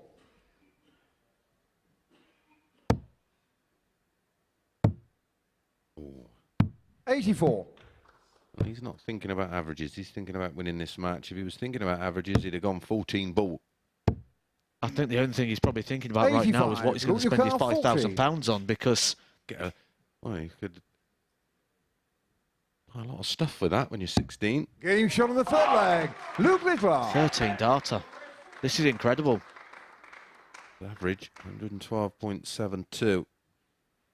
If there was any doubt about the sheer pedigree and quality that Luke Littler possesses, we say all the time, you don't always need your A game. You need to be able to win with a B game. That's what he's done tonight. He hasn't got to this position tonight by playing his brilliant best. He's got to this position by being a winner, by using that B game And now he's in a position that he goes, sorry, 46. Now we'll press the button. Now we'll hit the afterburner. 41. And how? 14, 13, 13. 139. I was just about to say, and a 180 in each leg. Maybe I'll put one in here. 45. You are watching a very special dart player here. One that we can't really compare to too many other people. 59. But one of the people we can compare him to, the story, the journey he's on, and the way he's doing it, is a multiple-time world champion. One 98. of the greatest players that has ever lived, Michael van Gerwen. He is on that journey. Yeah, his pathway 140. could be very similar. With performances like this, 41. who's going to stop him on Look at Champions that, Week? 117. So he does have 6 darts to book his place there. Game, shot, and the match. He completes the job in 15 darts with 117. Check out an average of 109.31. The only thing we've seen like that was from Scott Taylor. He's going to be as good as Phil Taylor. Who knows? But it is Luke Littler who gets it done in emphatic fashion. 4-0, winning legs 14, 13, 13 and 15. 3 180s in the process, 80% on the doubles, and 4 140s to go with the 3 180s. Absolutely outstanding from 16-year-old Luke Littler. Well, let's have a little chat with Luke. He's with Henry on the stage. Wow, what a performance. Luke Littler, many, many congratulations. What's your first thoughts? Any words? No. Well, let me just say, you've done something remarkable in that final. You averaged 109.31. There was a point in that final when you were threatening the record average in this competition. In a massive match, you put in one hell of a performance. Yeah, well, I settled more than I did against Nathan. Against Nathan, I was a bit shaky, but yeah, I've done the job. Got a 109 average. As the night went on, there just seemed like different ways that you won matches. That game against Nathan, that was to and fro. Both of you were throwing everything at each other. But that 6th leg, Nathan hit a 180 with his first visit. Then you come back and then you put in 2 magnificent legs. What's that say a lot about your composure under the highest pressure? When he went off 180, I was just thinking to myself, you've either got to hit 3 trebles or 2 trebles. I covered up with a 1-3-4 and then God knows what of it. And then I always back myself for a last leg decider against anyone. Don't think I've lost the last leg decider in a while. At 16 years old, you've just won a TV title in a senior capacity. When I say that to you, what does that make you feel? No words. And I know that your family have been here all week supporting you throughout the matches. How important have they been in terms of your pathway, your development and your journey? Well, if it wasn't for me, my mum and dad, I wouldn't be where I'm at. And obviously, Carl Holden was St Helens Darts Academy. We moved to Warrington 10 years ago, and then he said, "Academy's available, have a shot." And then ever since I've developed, and look where I am now. Indeed, and he's played remarkably well. And, well, now you've won this week, Champions Week. Yeah, well, it was either Champions Week or Welsh Open for the WDF, but I'm going to Champions Week. We are going to see you there. Well, Luke, it's that time of the week where we're going to present you with a cheque for £5,000. To do that, can you please welcome onto the stage Mace the Ace, Chris Mason.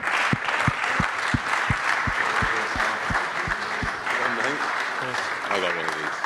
Well, look, if I give you that, if I just put you two just in the centre of the stage, the families and friends can get all the photos done. Ladies and gentlemen, your winner for week 10, the Nuke, Luke Littler!